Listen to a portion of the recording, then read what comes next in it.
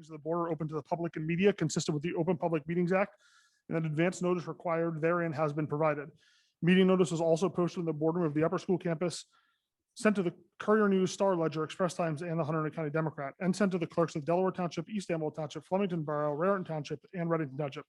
The public will have an opportunity to be heard as shown on the agenda. Please stand for a flag salute.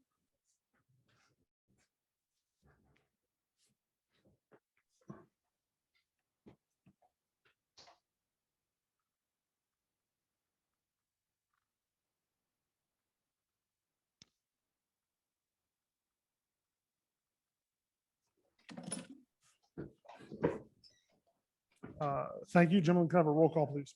Yes.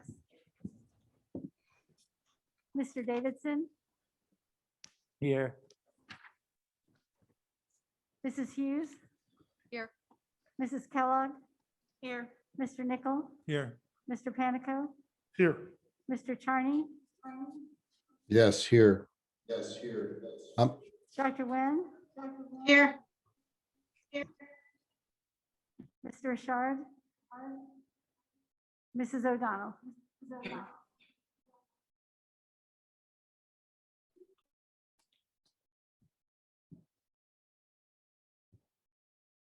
Did you get to hear from her? Okay, perfect. All righty. Can I have a motion to approve the regular and executive session minutes of the March 15th, 2021 meeting, please? So moved. Second. I have a motion to second. Is there any discussion? Hearing none, can I have a roll call vote? For the IT guys, I'm doing the people who are in-house first, and then we'll go to Zoom. Mr. Davidson, Here. yes or no? Bruce? Yes or no? Mrs. Hughes, Yes. Mrs. Nickel, or Mrs. Kellogg, Yes. Mr. Nickel, Yes. Mr. Panico, Yes. Dr. Charney, Yes. Dr. Nguyen, Yes. Mrs. O'Donnell. Yes. Motion carries. Thank you. Ms. Kale is here for a student council report. Yeah, let me grab her. Okay, Aria, I'm going to bring you up to the panel. Okay, Aria.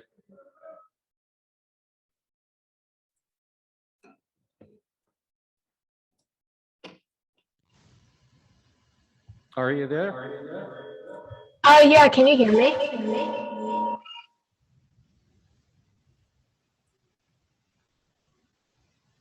Yes, you're good, Aria. Okay, I just wanted to apologize. My camera isn't working right now. I don't know why, but I'm really sorry about that. So before I get started, I just wanted to say thank you so much for having me here. It's honestly been really nice to see how much Central values the student opinions, and it just means a lot. So I just really wanted to say thank you before I get started. Okay, so during our meeting, we had three main topics of discussion. The first one was a suggestion of adding in picnic tables across campus. With the warmer months coming around, and especially with COVID, a lot of the times we want to go outside and do class. However, there hasn't been a lot of space for us to be able to do that. And we think that by adding in picnic tables, we'd have a space to set our Chromebooks aside and get to work. Another thing that we were talking about is students having lunch off campus, and if we would be able to provide that option to our seniors. I know that a lot of students here really like unit lunch, so because it sets apart Central from a lot of other schools, and we were talking about having areas for outdoor lunch, especially if we have to follow like COVID guidelines when we start having full day. And we were talking about how the courtyards kind of feel off limits just because they're secluded off to the side and not a lot of people even know about them. And we were talking about how the student council can brainstorm ways with Mr. Brandt to kind of advertise them and to make them more well-known to students. We were also talking about how dates are really flexible and how the school always is working on things, but the students aren't necessarily aware about that at all times. And I know that coming from a student's perspective, I know that the school is working on things, but sometimes other people don't really know that and they'd really like to, see these things. So we were talking about how maybe having a save the date type of thing where we introduce events that the school is planning on doing and maybe not necessarily, solidifying a date, but kind of giving a time range would be really beneficial and would be really nice so that everyone is aware that there's things going on behind the scenes. So in terms of activities, this month was jam-packed with a lot of them. Our main one was the Student Council Grin for Hope competition. So from April 12th through the 23rd, there was an event in which students were able to compete in this virtual competition. So you would sign up with your class and there was a code, and on freerice.com, you would essentially answer trivia questions. It was kind of like Trivia Crack, but the questions were a lot easier to answer. And for each question that you would get correct, a grain of rice would be donated to the World Food Program. I know that with COVID, times have been really tough, so this has been a really great charitable event, and it was also free, and it was just a really great way to involve all of the students virtual and in person as well. And the seniors actually won the competition, which is really nice. June is Pride Month, so Pulse and Student Council are discussing ways to collaborate and mark the month so that we can celebrate it. The Hunterdon Central academic team participated in a nationwide 3-2-1 tournament, and they actually won 3rd place in the state of New Jersey, which was really amazing. The esports won 1st place in the Rupee Goldborg tournament, and Om Kulkarni and Alan Yu were seniors, and they placed 1st in their division, and they beat out competition from all around the world, which is so impressive. The Interact Club is currently making birthday bags that will be donated to the Flemington Food Pantry from now up until May 14th, and they participated in a cleanup at the Spring Rain of Life event on the 25th, and we will also be going down to the food pantry on May 8th to participate in another cleanup. The seniors are selling yard signs, and it's just a really great way to recognize and support the graduates and just congratulate them and all that they've done, especially during these times. And all of the sales will be going towards their class activities, and they end on May 2nd. There is going to be a Women in STEM meeting on Wednesday, April 21st, and a henna club and an astronomy club on Thursday, April 22nd. And lastly, the Connect Club had 2 fun events. They participated in the Earth Day cleanup at Central on Thursday, April 22nd, along with many other clubs, and they were at the Grey Rock Farm Sanctuary Spring Festival on Saturday, April 24th.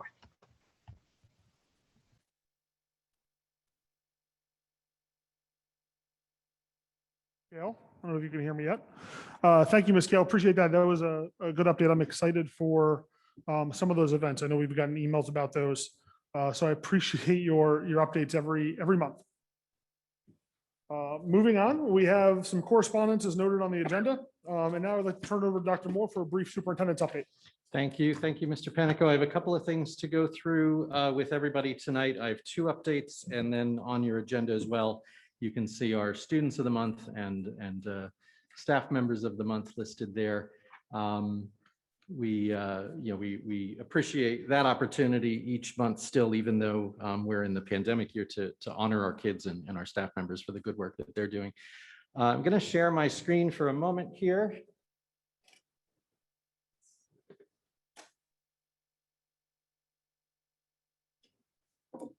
That's fire up. For a brief update on our reopening efforts.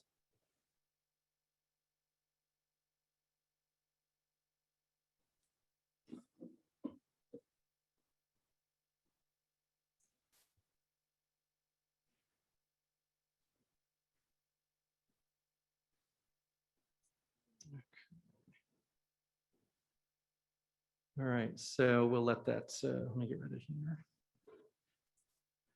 There we go.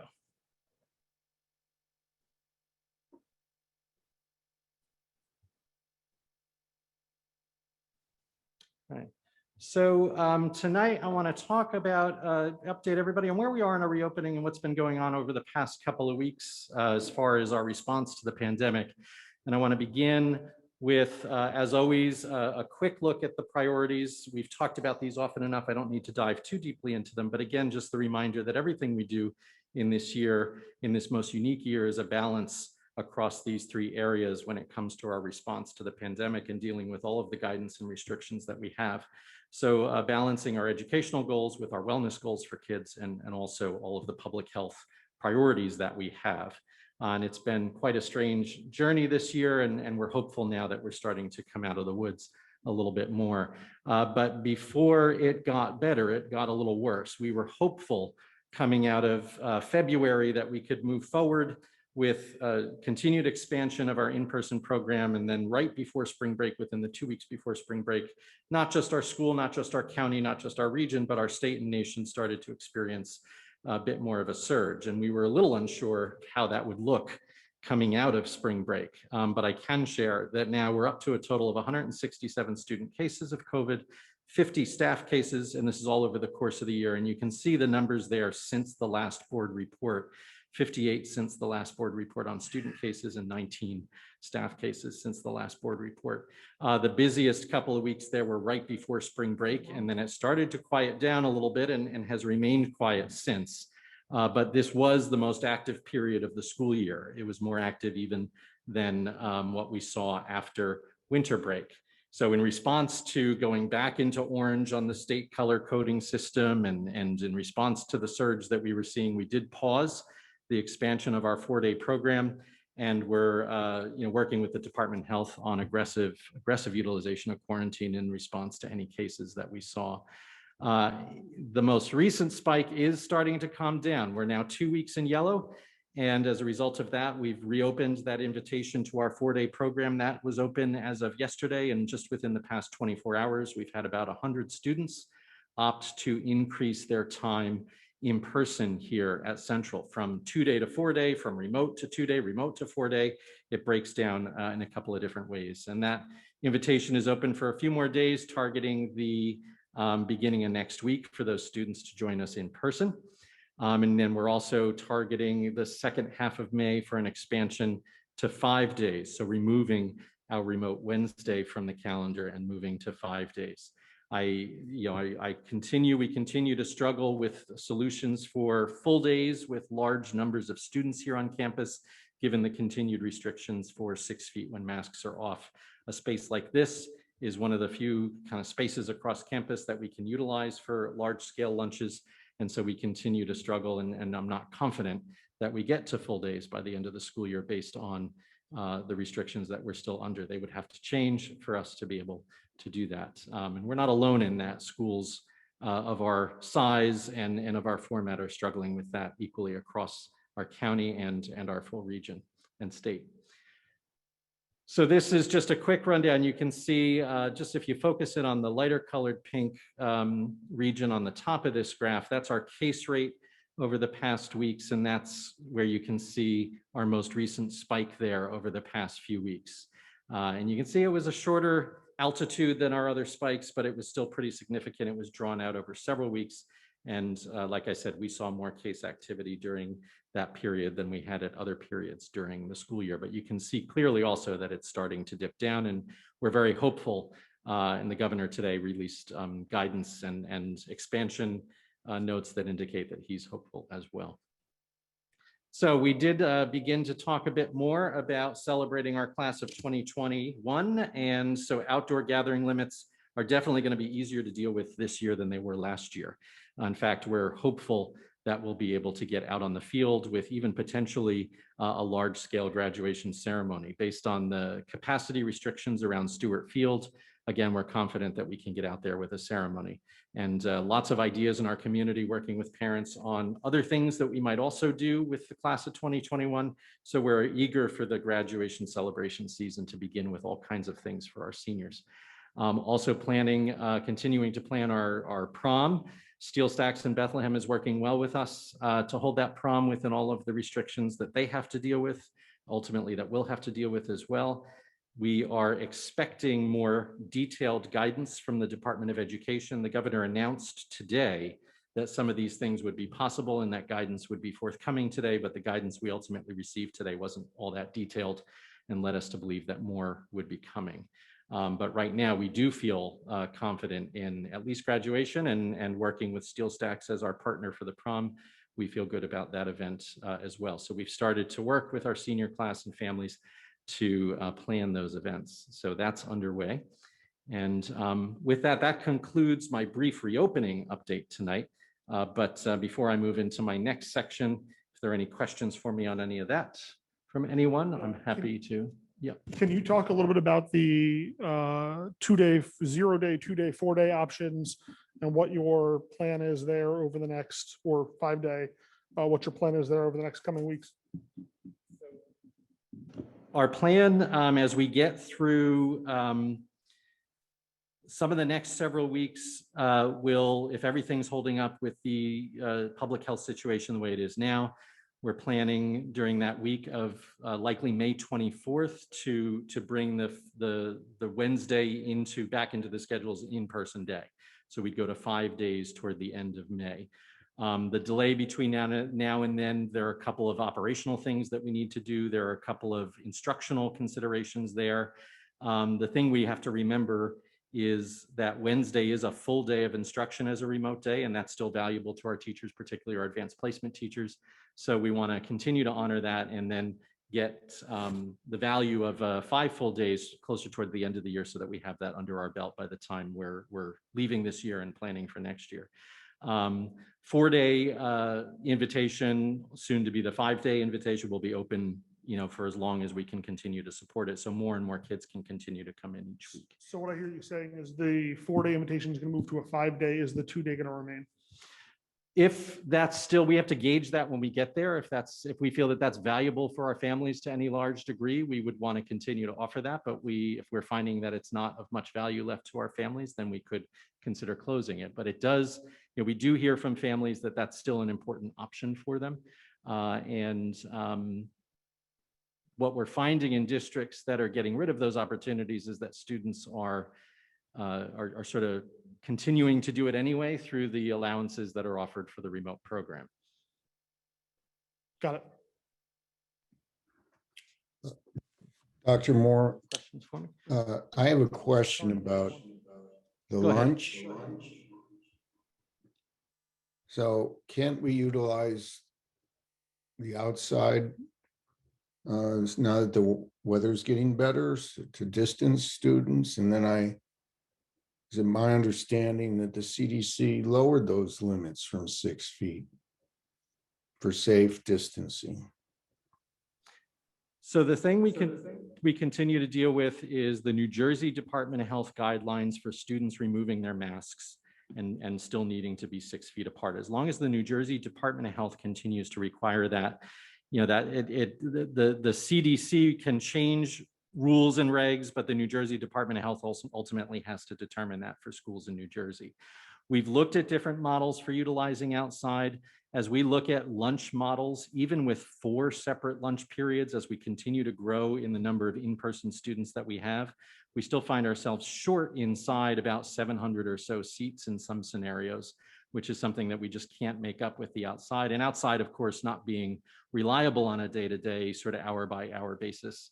As we get into the spring, we're not sure that we could utilize that dependably.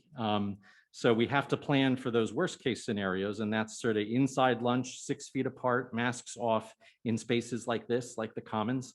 And we're just finding that we can't account for seating for all kids in those scenarios on every given day that we'd need to.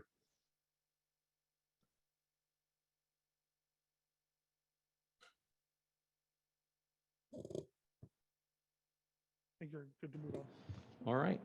All right. So I will move then to the second update that I have for everyone here tonight, which is an update on our racism, equity, and diversity work, and walking through a couple of ideas and notions there.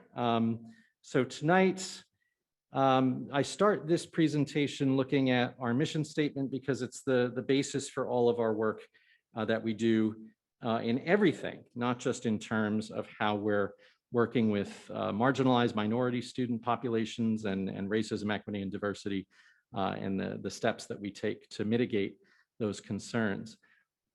We come out of the pandemic and we come out of this work realizing that a focus for this district, as we continue to strive to meet this mission statement and fulfill its ideals, is around both equity for our kids and personalization for our students. How do we personalize our program and our offerings for every single student?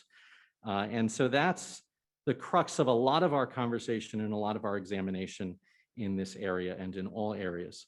In that, we have a few realizations. As we think about this work, we know that we are not fulfilling our mission for each student when we're not seeing them for what and who they are. And that gets to all kinds of blindness that we might have for students. If we're not seeing a Black student as a Black student, if we're not seeing an LGBTQ plus student as a LGBTQ plus student, we're missing a large portion of who they are, what they need from us, and what they want from their experience here. All of these things that are part of their makeup are relevant to our work with them. We also know that the efforts that we have in this area transcends some really simplistic notions of our work and the work that schools do. And the simplistically and improperly applied labels around that work. And I need to share some thoughts about some of that, about some of the things that I've heard along the way here and some of the labels that we've had to answer in some of this work. So if we look at these top two here, I've heard a lot about critical race theory, and I have to tell you that the district doesn't subscribe to any theory. The district implements the New Jersey Student Learning Standards as they're given to us through all the mandates that we have from the state of New Jersey. And there is no theory. I know all about critical race theory, but it's a lot more complicated than just simply saying that a school teaches or otherwise subscribes to it. It's not something that drives our work. I've also heard that what we're doing in terms of addressing racism, equity, and diversity is un-American. And I studied history in college, taught it for many years, and am sort of thoroughly confused by the verdict that anything that we would do to support one another is un-American. This is not a nation where individuals, out of their own efforts, without the help of others, our history is full of people giving each other help and support and lifting their neighbors. That is what we do in schools. It's at the very basis of our profession and the philosophies that are uniquely American philosophies at the basis of our profession. The two on the bottom, I sort of have the most reaction to. This board has been told that this work is out of control and threatened with expensive legal proceedings because it needs to get this work under control. It needs to get me under control. All I think of, again, as a student of history is all of the allies of inclusion and diversity work throughout this country's history who heard the same thing about them. And this is, this has been said before. 1961, 2021, we're hearing the same sorts of things. And perhaps the most troubling one is, some of the folks who have complained here and elsewhere have also called this work Marxist. And again, as a student of history, I consider all sorts of things in response to that label. Again, it kind of links up with un-American, but one of the things that I have to share is that we have heard and will likely continue to hear people quote Martin Luther King in criticism of this work that we do for our kids. And all I hear is, again, the historical truth that Martin Luther King himself couldn't take a step in any of the work that he did without being called a Marxist or a communist by the folks who were critical of those efforts. So these labels are sharp, they are sometimes clever, but they do not describe our work. Our work is driven by our mission and the needs that our kids have here in this district. We are also very concerned about this notion that anything that we do for any group of our students means that we can't do for others. When we address the needs of our students who are in need, who are in pain, who are wounded, who need us, that doesn't detract in any way from what we're able to do for others. This is not a zero-sum game. This is the fulfillment of our mission for all kids, each and every one of them. It's not just our mission that we meet, we also meet state mandates in this work. Under the law, we are obligated to celebrate the contributions of all kinds of people, people of color, people with disabilities, LGBTQ+, all people are specifically mentioned in law as topics for our classes and our courses to celebrate contributions and diversity. We must, under the law, work to close gaps in achievement, and those gaps express themselves across all different kinds of demographics for our students, including race and ethnicity, and we're obligated by law to close those gaps when we find them. And this is my favorite phrase out of the law. It comes out of the Holocaust Commission mandate. I quote it here not only because I think that its language is fairly beautiful, but I also feel that it summarizes the notion that our job is not just about teaching English, teaching history, teaching math. We are also called by law to emphasize the personal responsibility that each citizen bears to fight racism and hatred whenever and wherever it happens. Lastly, and most recently, in October of 2020, the state government issued the anti-bias for the next generation, anti-bias vision for the next generation report. This was a product of the Youth Bias Task Force. That report, through Executive Order 188, requires schools to implement all of the recommendations in that report. And the first two recommendations are for comprehensive bias training for all school staff and comprehensive bias training for all students in public schools in New Jersey. That's recommendation 1 and 2. Out of a list of about 24 recommendations in that report. A quick note about the bias training that we've had. I am fairly, and not fairly, I am certain that our training did not call anyone a racist or call anyone a white supremacist. I stand by that statement and am certain that that did not happen. I do certainly recognize that our training did not meet everybody where they are. And the feedback that we got on our training, and the vast majority of which that feedback was positive, incidentally, the feedback that we got on our training indicates a need for our staff to have smaller scale conversations to determine how this information about their work with our kids and seeing our kids for all that they are can become more practical for our operations here in the district. We do this work and this training for kids. And in that, I ask us all to let's think about our kids for a moment here. And the rest of my update here is some data that you on the board, folks, you've seen before, you've seen me present in public before, but there's some new information here as well, with information on the steps that we've taken and the recommendations that I have for our continued work. This is a snapshot of our demographics as of today. And I want to point out a very important fact about this demographic snapshot. When you ask folks, tell me about Central, they don't see it this way. They don't see that nearly 1 in 4 of our students is a person of color. That's not how Central is seen. And whenever I tell that to folks, it's a little bit surprising to them because they believe that we're 80, 90 something % white. 1 in 4 of our students is a person of color. From the time that I arrived, when our Latinx population was 9%, to now that population has risen to 13% of our student body. Nearly 1 in 4 of our students is a person of color.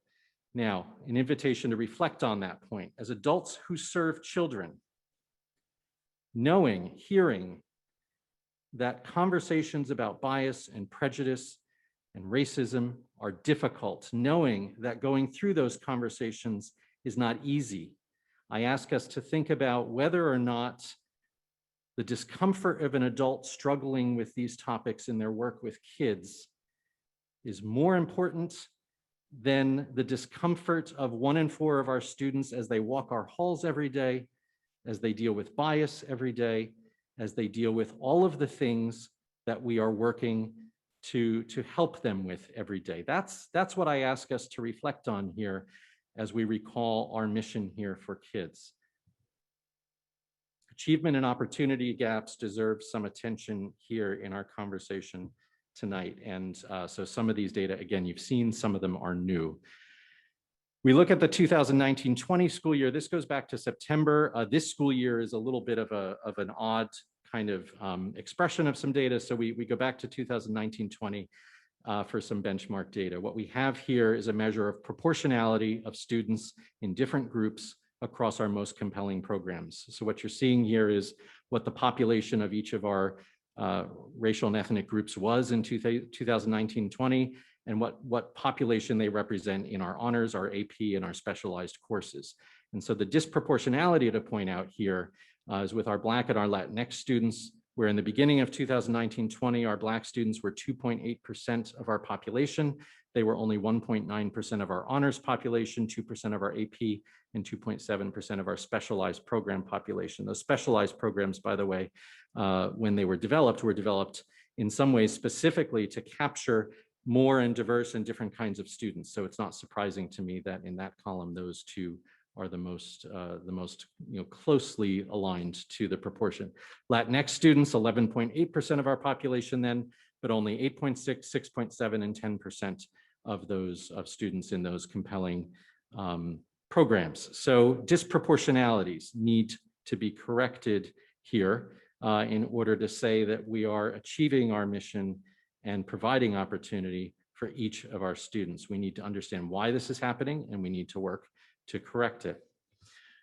We've shared this before. This is the results of last year's sort of snapshot of grades during the pandemic closure. So from March 13th to June 3rd, we saw various degrees of grade slippage as a result of all that we were dealing with, all of us were dealing with in the spring. And we see disproportionalities and inequities here as well. Our Black and our Latinx students, their grades slipped on average more percentage points than other students in other groups.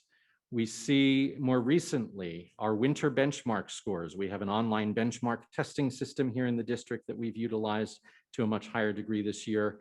And on average, we see our Black and our Latinx students performing lower than their peers on our English language arts benchmarks and on our math benchmarks as well. These are achievement gaps that we need to take efforts to correct. Even more recently, we had to report to the state on the numbers of students who are performing below grade level. And we see here disproportionalities again. Black students, 3.2% of the population of our district, but 6.8, 6.2, and 5.5% higher percentages of the students who are below grade level in ELA, math, and science. Same thing with our Latinx students. These are gaps that we need to fix, and we need to spend specific effort on closing them. So department goals this year have been working at and must continue to work at closing those opportunity gaps by understanding where our practices for placement and leveling might be giving students different levels of access to our most compelling programs. And that's work with our K-8s as well, as we work with them to understand how placement might be setting some students back from others. And we also have to recognize that in this, our targeted supports have to understand and go to where the students need them. So where we have students who aren't performing well and we need to offer tutoring and other activities to help close those gaps, we have to listen to our data and understand and find where those students are. Counseling supports as well. We look at how our counselors have been working with our students, and we find some disproportionalities there as well that the counseling department is working mightily to close. Counseling has always been at the forefront of our work on student wellness and student opportunity, and we appreciate that work greatly. As we look at counselor engagements, and this is a measurement of how individual grade level counselors are engaged with the kids in their caseload. This year we've been, actually began last year, we've been coding counselor visits with students, counselor engagements with students, and we see some gaps that we can now work to address. And the most significant gap here is with our Latinx students. While they are 13% of the population, they have only been receiving 6.6% of college and career visits. That's a gap that we need to close and that we need to spend targeted effort and energy to close. Counseling is going to continue to work with Rutgers, trainers from Rutgers, to expand their understanding and ability to work with students who are suffering from race-based traumatic stress. And again, as we said with academic achievement scores, targeted supports in counseling also need to go to the students who are experiencing those gaps. So in short, what that means for counseling is more concerted effort at college and career counseling for our Latinx students, and thinking about where in their curriculum that can occur. Discipline against bias incidents. We've had bias incidents this year, some of them quite high profile. Some of that crystallizes this work, but it doesn't cause it. It doesn't serve as the reason for it, but it certainly focused that work this year. Now, when we look at Hibbs, and this is not a perfect measurement, but it's a measurement that we're starting to understand if we find any directionals. And I'll point out one troubling thing here. We look at Hibbs going back to 2016-17. And the first thing to note is that each of these years has a little bit of a different situation. And this year in particular, because of our situation, we've had fewer Hibbs than in previous years. It's been a different kind of year for a lot of reasons.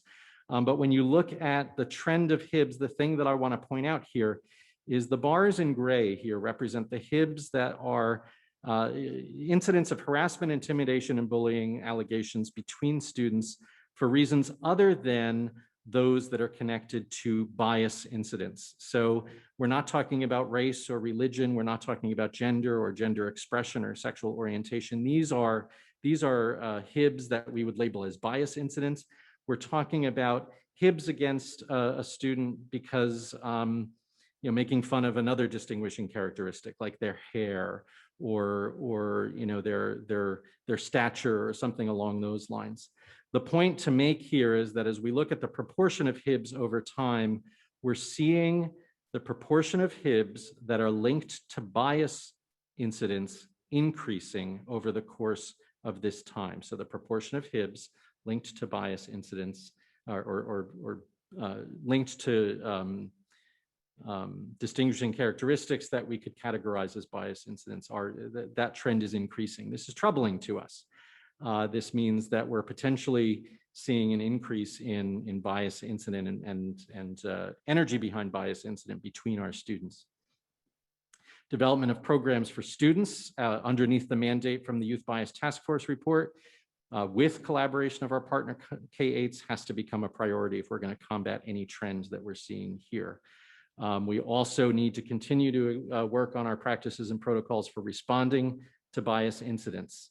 We have a new Board of Education policy, or a policy change rather, from earlier in the school year that elevates bias incidents to the top tier of discipline in our discipline code. We need to continue to fine-tune our practices so that we can fulfill our obligations under that policy. We also examine discipline for signs of bias. And this is, I don't know that I've shared this data in a board report before, but this is a concern that we have as well. When we look at tier 1 infractions, so level 1 or tier 1 infractions are the lowest level of infraction that we have here at Hunterdon Central. It's things like a cell phone violation or an ID violation. You don't have your student ID, that sort of thing. And what we see in these data that are troubling is, again, another disproportionality where over the course of these years, 17, 18, and 18, 19, our Black students and our Latinx students are experiencing, Black students, 5.4% of tier 1 infractions involve Black students, and 16.5% of tier 1 infractions involve Latinx students. Those are higher proportions than those groups represented in our population at that time. So there's a disproportionality there where these students are having a higher interaction with our discipline code than the size of their population would suggest that they should. And so we need to think about why that is and what's going on there, and work toward more restorative and diversion approaches in our discipline code, because we are seeing students having more and more interactions through that disproportionality with our discipline code that leads to recidivism and an additional violation, and ultimately potentially tier 2, tier 3. We want to intercept that and offer students other kinds of more restorative discipline kinds of experiences so that we can stem anything there that might be growing as a result of interactions with our discipline code. We also need there to work with our K8s to think about how students are coming into the school, what their discipline experiences were in their younger grades, and how we might be able to continue that conversation with our partners in our K-8 systems. Lastly, with our belonging here, we've this year the board has approved additional affinity groups for students. We've had a Black Student Union chartered this year, Latinx Alliance, Asian Students Alliance. These are all new clubs for us this year, but they join many clubs that have been in existence for a long time here at Central for students in marginalized and minority populations, including clubs for our LGBTQ+ and other students. So we now have more affinity groups for our students with the goals of ensuring that they have safe places to offer feedback to us, to help find community, and also that they can work within their groups and also with other groups to help us celebrate diversity across our campus. So summary of the recommendations and of the work that we need to do, I believe, moving forward here from all of those previous slides. We have to close these opportunity gaps that I've identified in our most compelling programs and opportunities. Who gets to take what here? Where and when is that decided? And to what extent does that reach into the K-8s for work in partnership with them? Continue our efforts to close achievement gaps through personalized instruction and more culturally responsive education. We see achievement gaps here that cannot be left unaddressed. Continue those support efforts, including those in counseling and also the work that we do with our student affinity groups. In discipline, continue to develop restorative practices so that we can address any potential bias that might be exerting itself through our discipline code, and also continue to develop practices for responding to any bias incidents that occur. And then programming for students with articulation with our partner K-8s as a point of education to reduce the expression of bias throughout our student community. We also need to expand our understanding of who exactly we're talking about. Who are we missing? I've shared a lot about the data that we collect through the tools that the state of New Jersey requires us to use. So Black students, Latinx students, students of this ethnicity, that ethnicity, we need to do more to understand the experiences of other students. We don't, for example, and not that I would suggest we should or we can, but we don't collect data on the achievement of LGBTQ+ students, but we need to do more to understand their experience here so that we can answer the concerns that they have for comfort, opportunity, and growth here at Central. So who are we missing is a continued question that we ask as we go through all of this. And we end where we began on our mission statement here, understanding that this is a promise that we make to each of our students, and where we find disproportionalities, where we find gaps, where we find students who are not able to enjoy all that we're offering here, that's not a moment for us to step back and just let them find their way. That not only invites, but requires us to take extra action to ensure that we're fulfilling these promises for everyone. And we do not, again, we do not diminish our ability to offer all of this, all that we have in our mission statement to every student by focusing on those at any given time who need us the most. And that concludes for me tonight. I think we have a HIB motion on the agenda in my report that needs a board vote.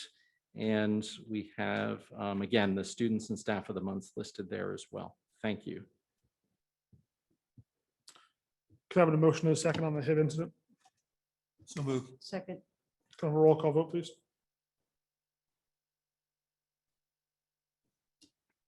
Mr. Davidson, Yes. Mrs. Hughes, Yes. Mrs. Kellogg, Yes.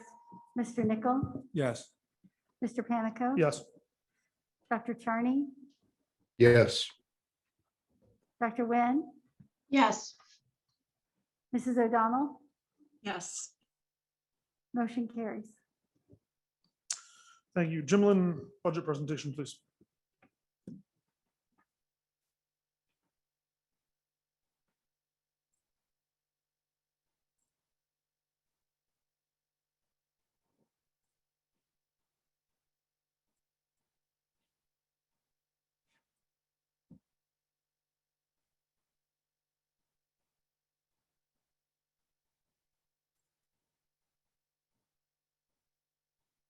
Okay.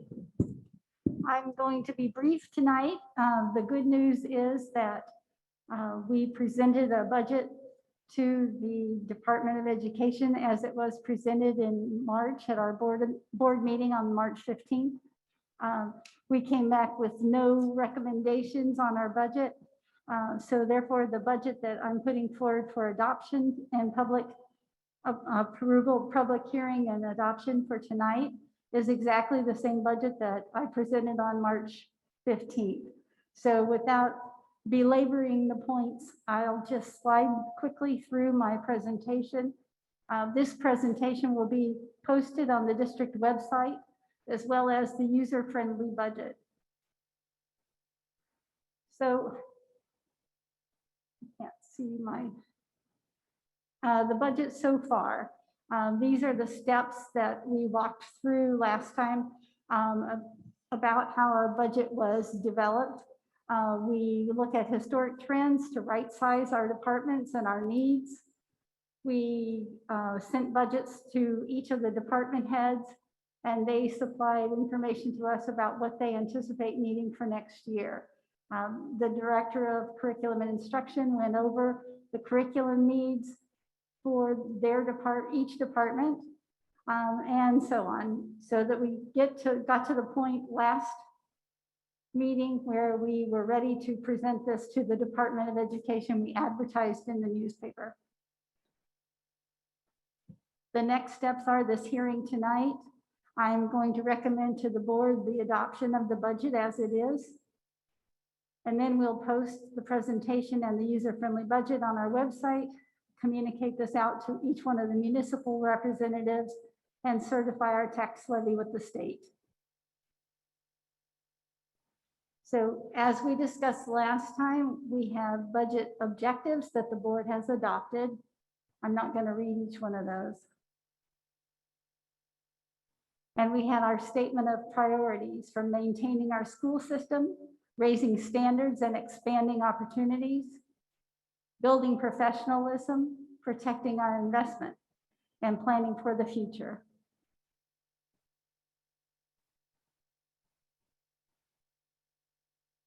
State law allows us to raise our budget only 2%, our tax levy only 2% each year. And it allows us to use any banked cap, or there are allowances for other certain things that we could include in our budget. We determined that we're going to stick with the 2% this year. So we would have a tax levy of $56,781,802. That's a 2% tax levy increase with no other banked cap and no other adjustments.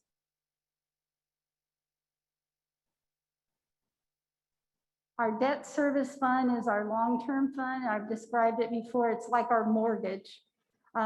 The balance of our debt service is from the 2004 referendum when we did a number of capital projects on campus. This coming school district, the 21-22 school district, we can celebrate and burn the mortgage because we will pay off our referendum.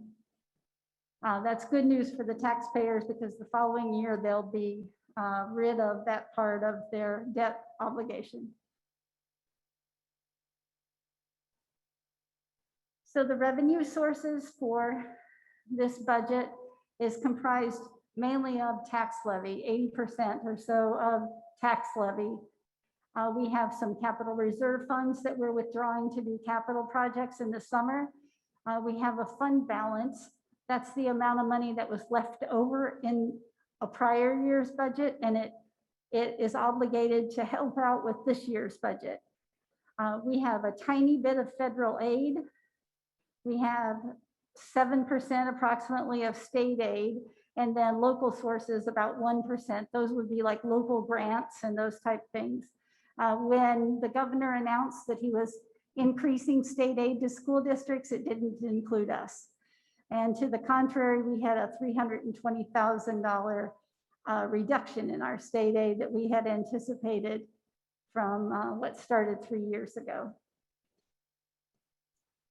So these are the numbers that substantiate the pie chart that you just saw. And like I said, these will be posted on the district website if you're curious about any of the numbers. So where does the money go? This is a pie chart showing the programs in our district and what percentage of our budget goes for them, like 26% for regular ed, 6% for special ed, and so on, 7% out of district tuition. You can read the chart here. Benefits, transportation, capital projects. Administration is 5%. And support services, that encompasses things like the child study team, the nurse office, the IMC, all of the things that are provided to students. That's not classroom instruction, but it's general support for students. And then once again, this is the detail that substantiates the pie chart of expenses. So every year I say it, that education is a human industry. We hire educators and support staff, and those people turn out the end product. The finished product is educated and well-rounded students. So 77% of the district's budget goes towards salary and benefits.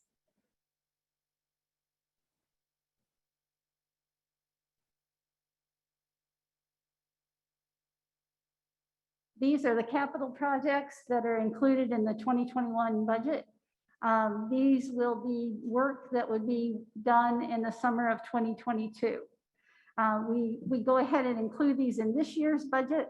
So we're one season ahead, if you will. That allows us to go out to bid early, like in January or so. And we've seen that it helps us with our pricing, or we believe it helps us with our pricing on these projects. So we propose science lab upgrades, some classroom upgrades, and some faculty room upgrades, house office renovations to the 910 house office, making it more like a suite, much like the 1112 house office. And then removing those mobile classrooms that we've had for years and replacing those with a large storage facility. Storage is something that's really short here at the district, and we're hopeful that we could construct some type of a building there that would give plenty of room for records retention and those type things. Each one of these projects has been approved by the board as part of our long-range facility plan, and each one of these projects would be funded with our district's savings account, if you will, which is our capital reserve account. So these projects would not increase the tax levy in any way. So then we have 5 sending municipalities, you're probably aware: Delaware, East Amwell, Flemington, Raritan, and Reddington. We receive from the state a number that's called equalized value. That is comprised of the home values or the property values and the income, the wealth of each area. The state calculates that number. And then we have the number of high school students and what share. 8% of our kids come from Delaware, 46 come from Raritan. So then based on those calculations, we determine what share that the municipality pays of the tax levy. So then the last column shows you the impact of this tax levy compared to last year on $100,000 per assessed value of a home.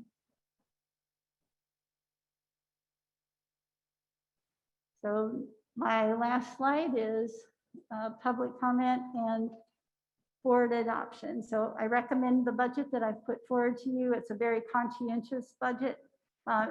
No stone unturned. Every line has been examined and represents fiscal responsibility. Thanks, Jimlyn.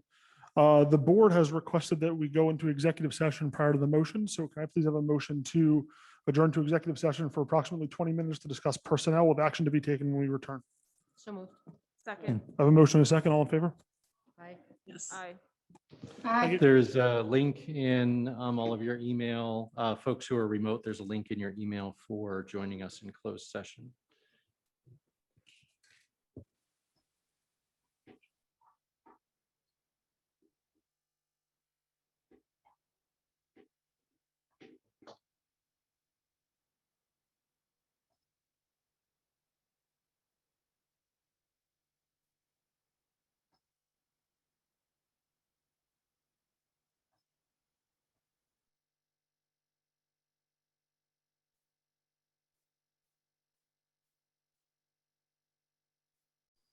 Aye.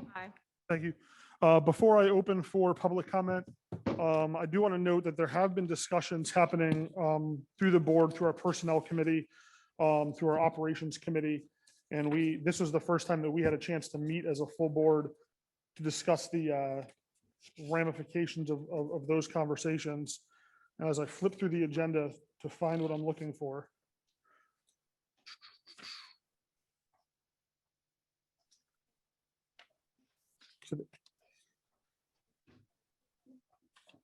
Oh, I'm in 2, so that's not going to help. So given the conversations that we've had about investment in programming, we're going to remove 3.3 from the agenda moving forward. Given that, I'm now going to open the floor for any public agenda or public comment for items on the agenda. Those are items in any of the committee reports. So items 1.1 through 325 come to the podium. There's a maximum of 30 minutes for the whole program.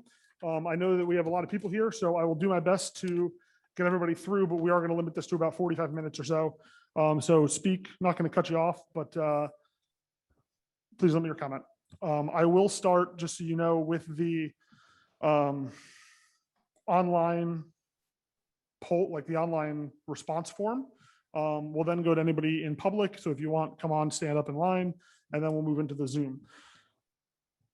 So first, this is, I actually need to make sure I'm doing this in the right order. Jamie Krause said, walk into the IMC at any time during a normal school year and you'll see one media specialist working with freshmen on best research practices, another helping a class on a makerspace, and a third guiding students through a LibGuide that the media specialist developed with the teacher. The great thing too is that any of those teachers has more than one class. The media specialist they work with during a given block will do their best to ensure that they're there for all classes. Just as teachers differentiate and individually attend to the needs for their students, the media specialists differentiate and individually attend to the needs of students and staff. This past year has not been a normal year. I typically bring each of my math classes to the makerspace once or twice a year and mourn the loss of that experience, especially given the upgrades made to the IMC over the summer. I look forward to having that time again next year and to enjoy the same new experiences the students will have. With one less media specialist, there will be fewer opportunities to get the same guidance both students and staff need. The other two will be spread thin and likely have to go between 2 different groups. This would then detract from the often needed individualized help, including the ability to have one of the women fully understand the assignment at hand, which could lead in rising levels of stress among those who work in or frequent the IMC. I will say this as well. That is the item that we removed. I still will read it though, because it was submitted.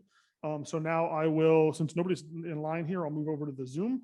I see we have one hand up, that is Mr. Scott Cohen. So if you would like to promote Scott to the panelist position. All right, Mr. Cohen, I believe you can unmute and speak if you can hear me. Yes, I can. Thank you so much. got Scott you. Cohen, Flemington, New Jersey. You can hear me? That's correct. Okay, excellent. Just a procedural question. I was looking at the agenda right before you went to executive session, and I noticed that was scheduled for P at the end of the agenda, and just wanted to have an understanding of why that got moved, or was that in an addended agenda that I didn't see posted somewhere? No, appreciate the question. I just added that in here because we were discussing some items that were on the agenda, and I wanted to have it happen before the action items so that we knew how we were going to proceed moving forward. I do believe that there were some people here that would have been impacted by that conversation, so I wanted to make sure they were aware of it as well. Does that answer your question? It does. Thank you. I hear you talking. Say that again, Mr. Cohen. I said it does. Thank you. You're welcome.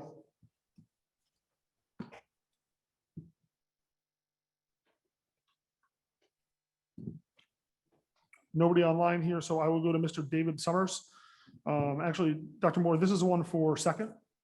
Mr. Summers, it's about virtual attendance, so I will come back to that one. The third one is just a link to a Google Doc. The fourth one is this: Dear board members, my name is Bonnie Berenger. I am writing to you as a science teacher. This is my 24th year at Hunterdon Central, and as a parent of both a senior and sophomore, I am also a resident of Raritan Township and former Hunterdon Central graduate. I'm extremely disheartened to hear that one of our library media specialists will be losing her position.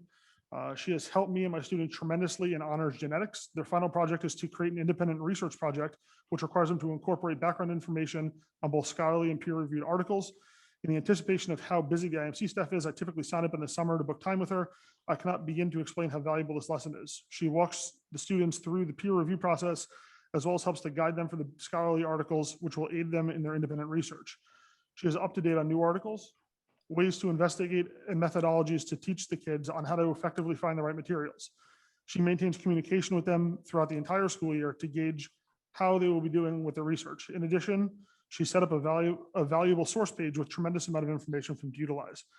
I cannot imagine doing this project without her. Our IMC has undergone extensive renovations. Why now would we cut a vital staff member? How would we be able to schedule time with the specialist if you cut this position? In this day and age of STEM, scientific literacy is paramount. It is important to have qualified professionals aiding our students in this endeavor. By slashing this position, you are compromising the ability for our students to get the quality education they've been guaranteed. Within our science department, the next generation science standards is the foundation for our curriculum. The need for scientific and technological literacy is stated within the justifications for the standards. As noted, quote, citizens now face problems from pandemics to energy shortages whose solutions require all the scientific and technological genius we can muster. Americans are being forced to increasingly make decisions, including on healthcare and retirement planning, where literacy in science and mathematics is a real advantage. The decision to remove a vital staff member from the IMC will cause a major disturbance in our program. I am encouraging you to please change course and keep this position in place. Nobody in person. Zoom is nobody. So I'll move on to the next one. This is the Hunterdon County Librarians Association. They're dismayed to hear the proposal to cut a library media position at the high school. Given the recent renovations and upgrades to the IMC, it is surprising the decision was made and not fully appropriately staff it. The school size and rigorous curriculum demand a full complement of certified media specialists to teach the information literacy and news literacy skills critical for college and career-bound students. The HCLA urges the Board of Education to re-examine its plans in order to ensure that the needs of over 2,500 Hunterdon Central students and 238 staff members are fully met. I do have one hand up in the Zoom. It is a phone number, so you will have to press *9 to unmute yourself. If we can get the. All righty, you can unmute yourself now again by pressing *9. You will need to state your name and address before speaking, please.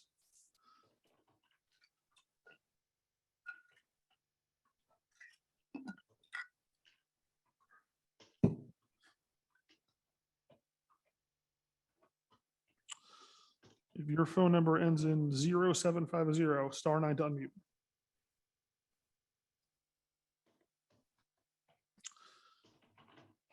All right, it looks like that person is staying muted, so we will flip back to in person.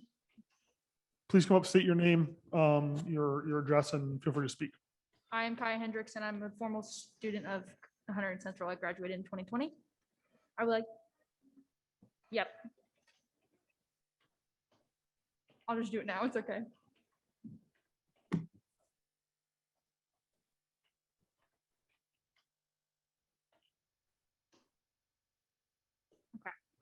I would like to first off say thank you for letting me speak at this Board of Education meeting. The reason I'm speaking tonight is on behalf of Jessica Amelia and her position at the IMC. The IMC was and will continue to be a safe place for any student at Hunterdon Central because of her. The IMC staff as a whole have inspired me to learn more about mental health and the well-being of others. During her employment, she has impacted countless lives, and she has made the IMC a much better place. The educational experiences that are beyond a core academic class have positively impacted me and a plethora of other students. During my time at Central, it was greatly impacted by the events of Makerspace, Makers Monday. I would go in after the last bell and help set everything up. I helped with several makers fairs, and that was such an amazing opportunity. On top of all the crafts and educational things the media specialists do after school, they have to help the entire school with different classes who come into the IMC. To just have 2 staffs who do this is asking a lot of them when they have so much to do on their plate already. Helping out with these events and just making the IMC or just being in the IMC for lunch really helped Central be more than just going to school and make it at home for me. And that was due to the staff at the IMC.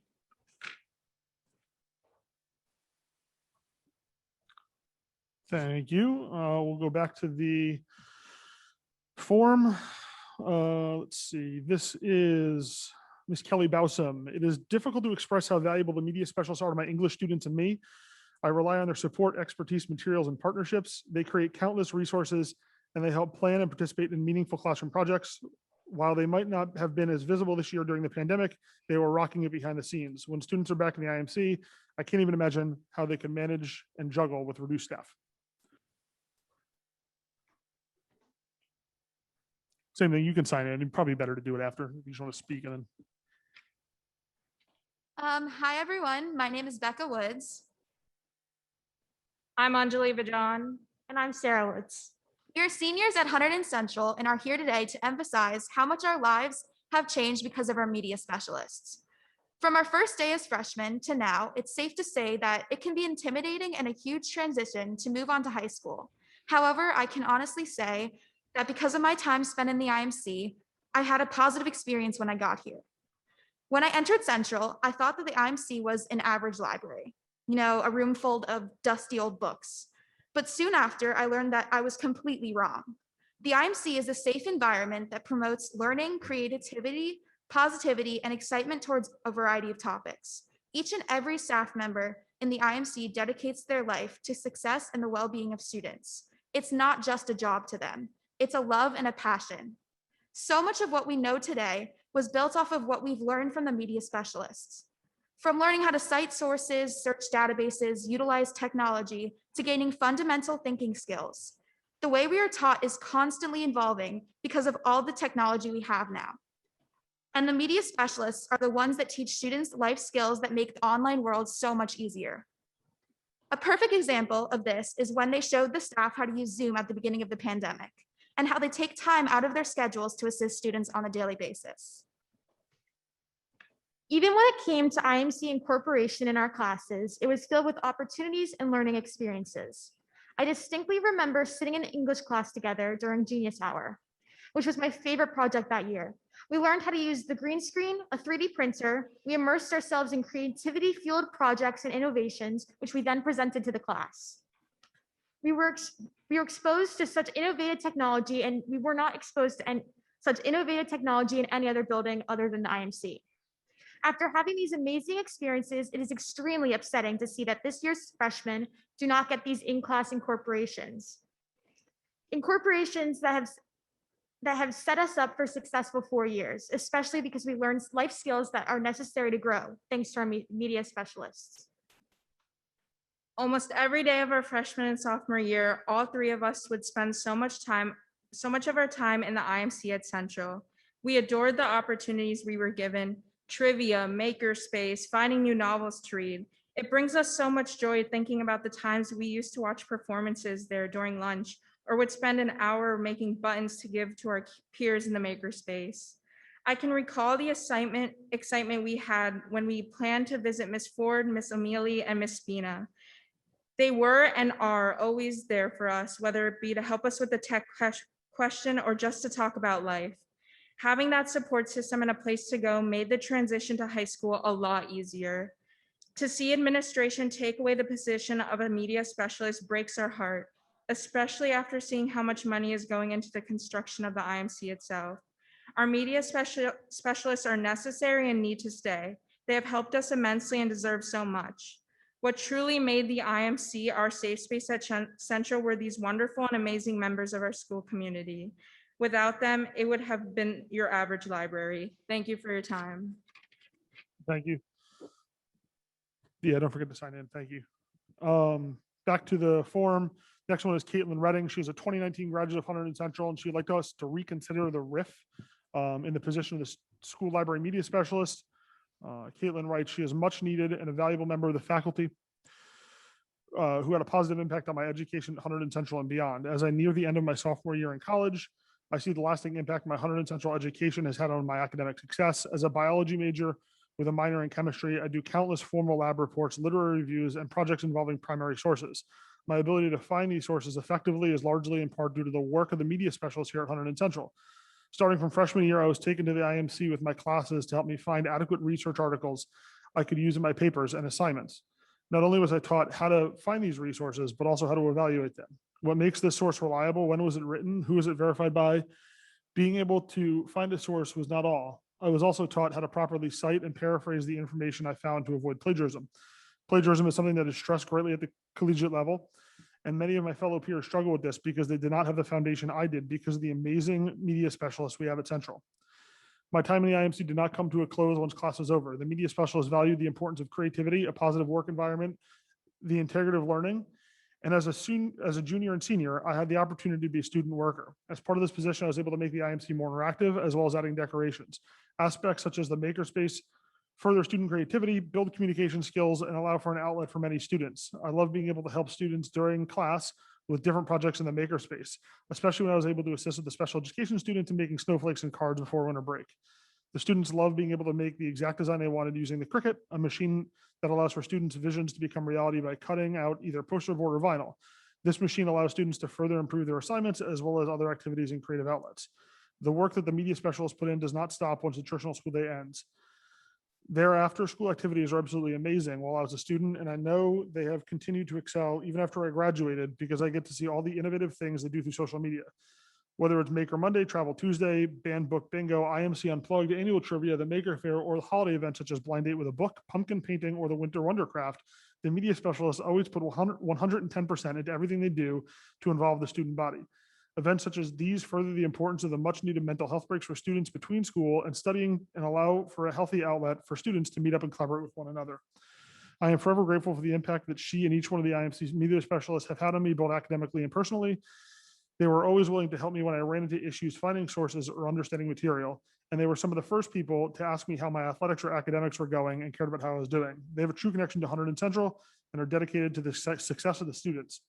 I do want to now go back to the Zoom. We'll try that phone number again. So if we can promote that one up to the panelist.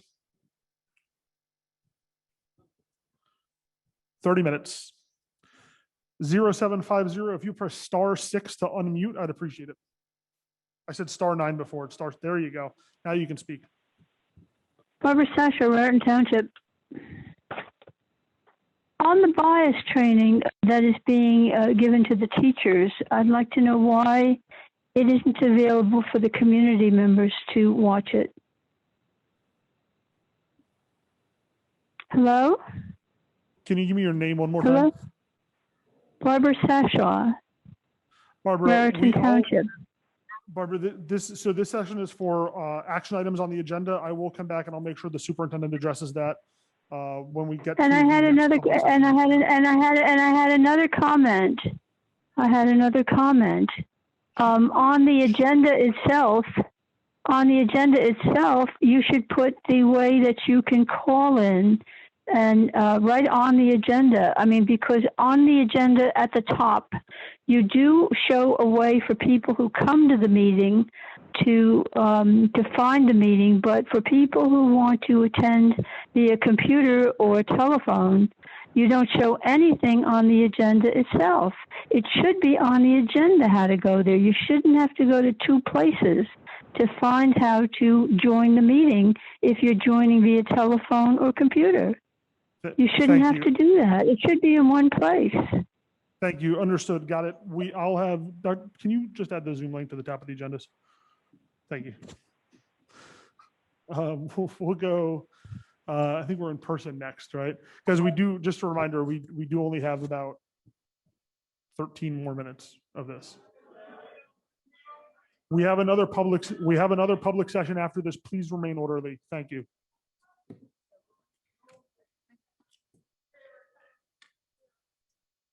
My name is Jordan DiChiero. I'm a junior at Hunterdon Central.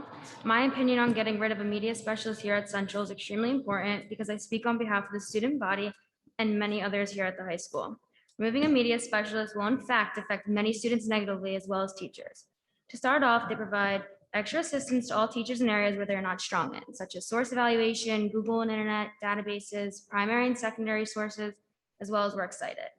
As a student at Hunterdon Central, I can vouch for the fact that these three women are passionate, devoted to what they do, and work as a team together to compensate for many of the activities that our school provides, such as events like pumpkin painting, coffee house, and reading programs such as March Madness and Poetry Month. What many people do not see is that these three media specialists do for students beyond these jobs stated. The media specialists and each woman in the job position right now have been there for every student, whether it is giving them a safe place to talk or helping them with homework and papers. When students are confused or just need a little extra help in school, these media specialists go above and beyond to help any student be best they possibly can be. My name is Madeline Owens, and I'm a junior here at Hunterdon Central, and I can say that where others fail to help these students, the media specialists succeed. Their knowledge about everything and their experience makes them perfect candidates to teach students here at Hunterdon Central, and I can say that my time here at Hunterdon Central, I have learned so much from these media specialists about scholarly articles or sources or works cited. And I can say as a junior now, from what I learned from my freshman year, I have learned so much, and everything I have learned is because of these women who are media specialists, and you can't cut one of them. Removing one of these women weakens the job as a whole, the school as a whole, and ripple effect, and hurting the students of the school in the end. We need to keep each of these women in their jobs. Thank you. Did you guys sign in? Thank you. And I just do want to reiterate that the RIFs in the position are no longer on the agenda. But I am reading the forms that were submitted because I have to. So the reason why you hear me reading the forms is because I'm required to. The next one on here is from Doug. It says, thank you for your chance to provide input about the potential reduction in the library media specialist position. I'm a concerned taxpayer. I urge the board to maintain 3 full-time library media specialist positions in the IMC. As someone who works in the IT field, I know how crucial it is for our young adults to be information literate. Our students need skills that go beyond Googling and consuming the results. They need instruction on how to find and evaluate information, and then how to use it in a professional manner with maximum impact. Those are the skills I'm looking for when I hire. Library media specialists are the school's go-to resource for the information literacy instruction. I believe that my tax dollars are well spent in maintaining an appropriate staffing level in the IMC. An attractive, well-supplied library with up-to-date technology and digital resources is useless without the information literacy experts, library media specialists, to staff it. I worry about what services and activities will be lost if this elimination becomes a reality. Most of all, I worry about what our students will fail to learn and understand losing a library media specialist. That will have a long-lasting negative impact on our students and the community to which they belong. All right, nobody in the Zoom with their hand up, so we'll go here. Just wanted to let you know that I'm still speaking about the media specialist position because I think You're good. that it is very important, and I want you guys to know how important it is to everyone. And I'm a former student of Hunterdon Central. Oh, my name is Samantha Luzak. Good evening, everyone. First, I would like to thank you all for being here discussing these delicate issues, because without you all, change could not and would not occur. Also, I would like to thank you all for allowing me to voice my opinion about something that was and is still important in my daily life. I am fighting against the potential decision to eliminate one of the media specialist positions at Hunterdon Central. As a Hunterdon Central graduate, I think the media specialists are some of the most important faculty members at the high school. But in order to explain that, I think it's important to start from the beginning.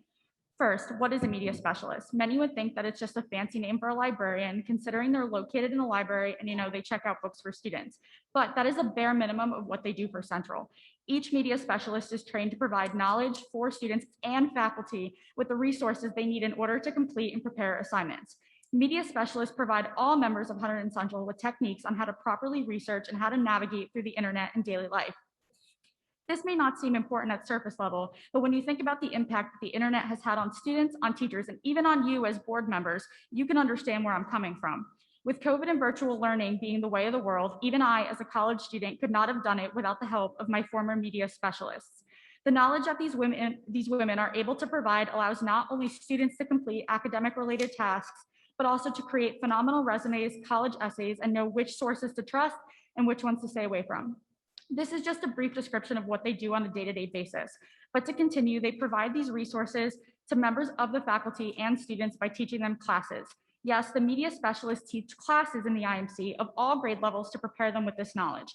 That means that there are 3 employees to go around for a school that has around 3,000 people on campus at any given time. A typical classroom holds around 20 to 25 students to one teacher, and one teacher probably has 150 students maximum in their discipline. In contrast, media specialists teach all subjects and all grade levels. To eliminate a media specialist position would mean that there would be about 1,500 people, both students and faculty alike, for one media specialist to do researching, preparation, and learning over the course of just 1 year. This would cause burnout of not only the remaining media specialists, but also limit the accessibility that the students would have to ask the media specialist questions or brainstorm about their assignments. With a school of such high standards and accommodations, it is unfortunate that it's come to this. Media specialists are not there for just students, they are there for the entire district. There's no growth in any form without media specialists. And as author Matt De La Pena states, librarians, in a time when some people want to build walls, you give young people the tools to tear them down. Thank you. I also sent an email, so you can ignore me. Thank you. Next one on the web form, Julie Nealon. First, I'd like to thank the Board of Education for keeping the television and video production teacher position at full time. As a parent of 3 grown children who have graduated from Hunterdon Central, I'm concerned about losing a media specialist. My children learned their research skills from the media specialist. They all went to different colleges, and their classmates and teammates all remarked how they were prepared to do research. We are spending $3 million in renovations, and I'd like to see maximum usage of the IMC. I feel this cannot be done by eliminating a media specialist position.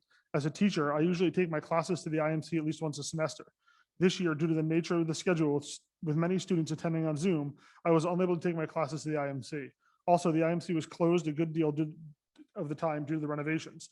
Since the elimination of the teacher instructional coach position, I've depended on the media specialist for training and help with the increased dependence of electronics and teaching. A couple of years ago, one of the media specialists designed an activity for my class. This activity would have taken me a couple hours to complete. I was so appreciative of their support. This has been a difficult year to say the least, and by eliminating or cutting positions, it has affected the overall morale of staff. It saddens me to see that so many people are leaving Hunterdon Central, and not just for a pay increase, but for better working conditions. The staff is being asked to do more and more since there are many positions that are unfilled. This has added to the stress. I hope you reconsider and not cut the positions. My name is Mary Beth Walsh, and I'm from Raritan Township. Greetings. We are a group of committed and devoted Hunterdon Central professionals who share the opinions and concerns expressed by Mary Beth Walsh, Noreen Popinka, and Bonnie Benner at the Board of Ed meeting on March 15, 2021. We represent a diverse group of dedicated employees across disciplines, ages, length of tenure, roles, and responsibilities within Hunterdon Central School community. We share a profound commitment to the students we educate, the colleagues we work beside, and the community of taxpayers we serve. We believe in the collective power of the students we teach and their ability to influence and change our society. We are Hunterdon Central proud.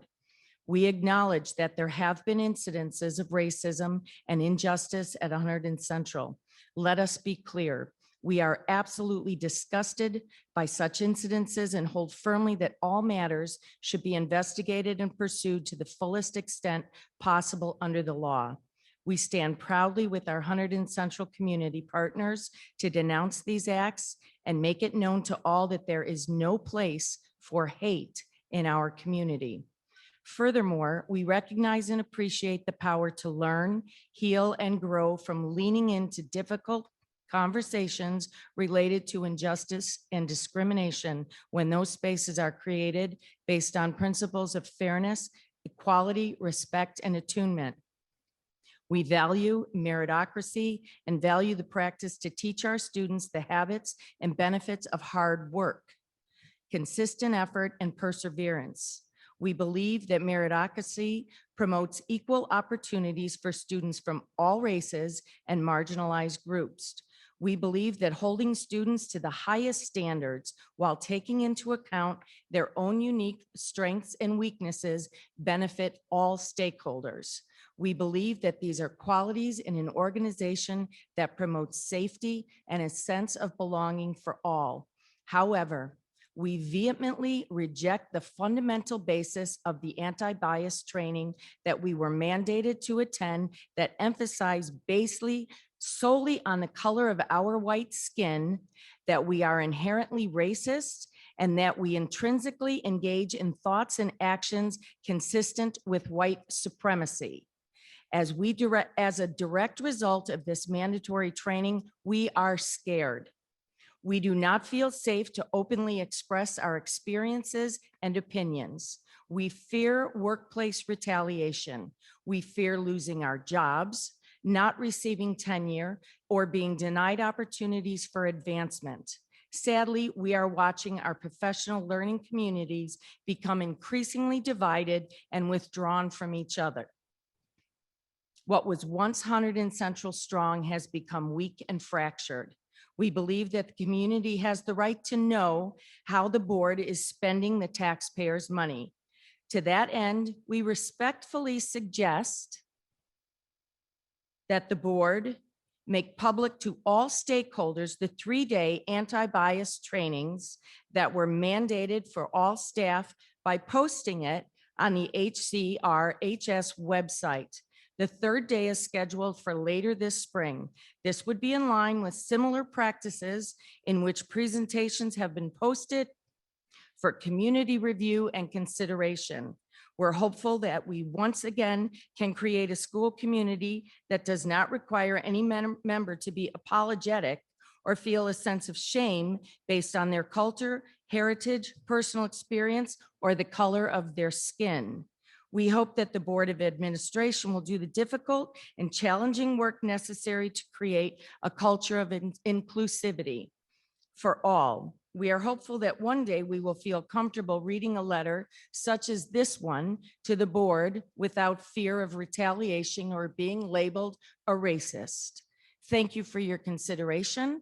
Our hope is that this letter can be shared with others, including the board, in that spirit of cooperation and collaboration. And Dr. Moore, I believe based on your statement earlier that you called me a liar. I have screenshots showing the presentation that I am clearly, because of the color of my skin, being called a racist and a white supremacist, of which I am neither. Thank you. Thank you. We have one more of each. So Mr. Lantini, I'm gonna read and you can go, okay?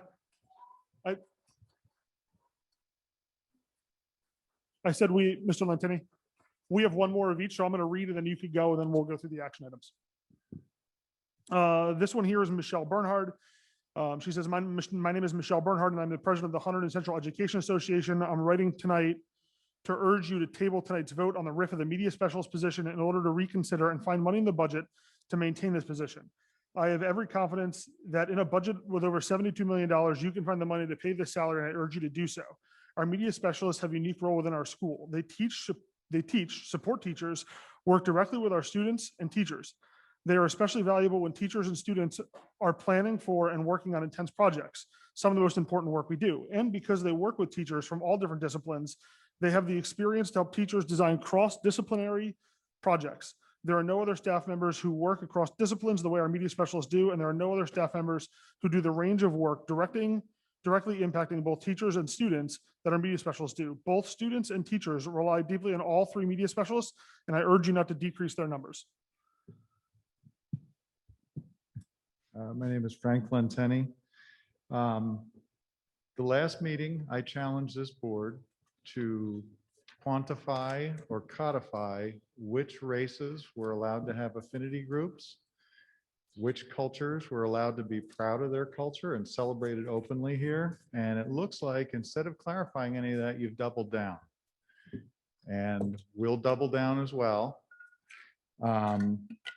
Superintendent Moore had a very nice slideshow and explained and condescended to all of you that what's happening here is not critical race theory.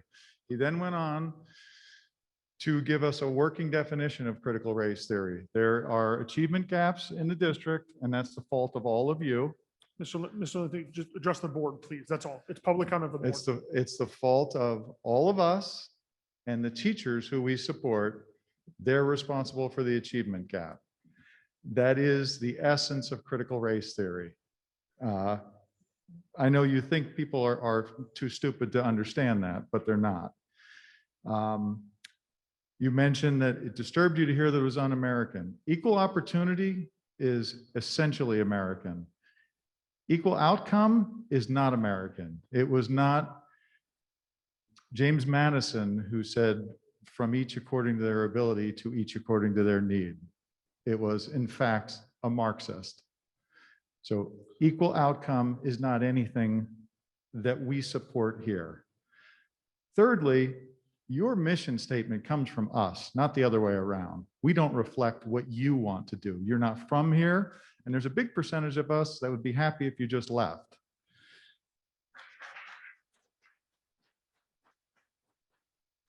You are all either frauds or enablers of a fraud. At the last meeting, I was threatened by a person of color. My personal safety was threatened at the meeting. And it's been a month and a half since that meeting. I've not gotten one phone call from any board member, any member of the administration to see if I was okay, if I felt safe, if my family felt safe. None of the world-class counseling that you lavish and open to everyone in the community that I pay for, none of that was afforded to me. No one even asked. And when I tried to get the recording, the board president obfuscated and wanted to make it more difficult. Instead of saying, we've got to jump and do something. That individual's here tonight. No request that they don't show up, that I feel safe, because you have a very prescribed view of who's entitled to feel safe. And that doesn't jibe with the United States, and it doesn't jibe with this area. Some of your statistics were preposterous. You cleverly used HIB accusations, not HIB adjudications, because there's a tiny percentage that are adjudicated as HIB violations, and it'd be statistically meaningless what the races involved were. You cited Latinx engagements with counselors. It could possibly be that the Latinx students are not engaged with the counselors because they don't know who they are. Because I don't know that there's 5 people here that could tell us what a Latinx student is. We don't care. We call them the kids that come to our house, the kids that play sports with our kids, the kids that are in band with our kids, the kids we give rides home, the kids who have pizza in our living room. We don't identify them as Latinx or any other color. We have a racism problem in this school, and it coincided with this board's hiring of Jeff Moore. It didn't exist before then in any degree more than any other community anywhere, and a lot less than most. We were all chided for not understanding that almost 25% of the school is people of color. You know why we don't know that? We couldn't care less. This is a great place to grow up no matter who you are. And it's an open and inclusive society. And I know because my family came here and I didn't be able to speak the language. So we don't know who the Latinx students are, and maybe they don't know who they are either. We just refer to them as students. Unfortunately, for everybody here, this has been a big show and it's a rope-a-dope. When the agenda was posted at the last minute, as it usually is, there were 3 policies to be voted on tonight. It's supposed to be an attachment on the agenda. Is that correct, Ms. Corbin? It refers to an attachment that is not part of the agenda. No, the attachments for policies, the attachments are not part of the agenda. They're always available from my office. Okay, so we didn't have the agenda. Luckily, we could find the policy, and that policy that's going to be voted on tonight is to get men in locker rooms with your daughters and women in locker rooms with your sons.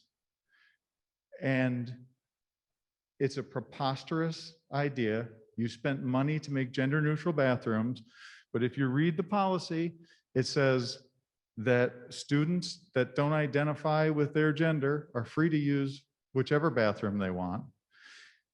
Kids have to get a note from home to declare themselves a different gender, but if the parents are not on board with that, there's one authority, and I'll give you all of you one guess who the authority is to decide what gender a student is, and that's Jeff Moore. You don't want one child to feel uncomfortable. You're happy with 25 girls feeling uncomfortable, or 50 girls or 50 boys feeling uncomfortable. And something tells me probably never spent too much time with a mixed group of people in a locker room. They don't care what color anyone is. They care about being together as a group. And there is no reason when we have facilities for anyone to upset that. So you're not going to send men into a locker room with my daughter. There's no precedent for it. We hire you, and whatever we have to do to get rid of you, we will do. And the last thing I'd like to clear up is, I'm sure tons of people have said you're out of control. One person said it here, and that's me. And since you've doubled down, I'll double down. This board needs to get this superintendent under control. Thank you, Superintendent. As I said, we're just going to run through the action items. We'll be right back to you. Thank you. I also have 3 online. I recognize the 3 online, but we're going to run through the agenda items and we'll be right back with you guys. So just stay right there. Can I have a motion on K, please, the budget? So moved. I have a motion and a second. Is there any discussion? Hearing none, can I have a roll call vote? Mr. Davidson? Mrs. Hughes? Yes. Mrs. Kellogg? Yes. Mr. Nichol? Yes. Mr. Panico? Yes. Dr. Charney? Yes. Dr. Nguyen? Yes. She said yes. Mrs. O'Donnell? Yes. Motion carries. Thank you. I need to comment on this now. There's been a tremendous amount of work put in by this board into this budget. I know it saw all 3 committees. It was not taken lightly. So I appreciate the countless hours everybody put into it. Thank you. Student life and program, please. Good evening.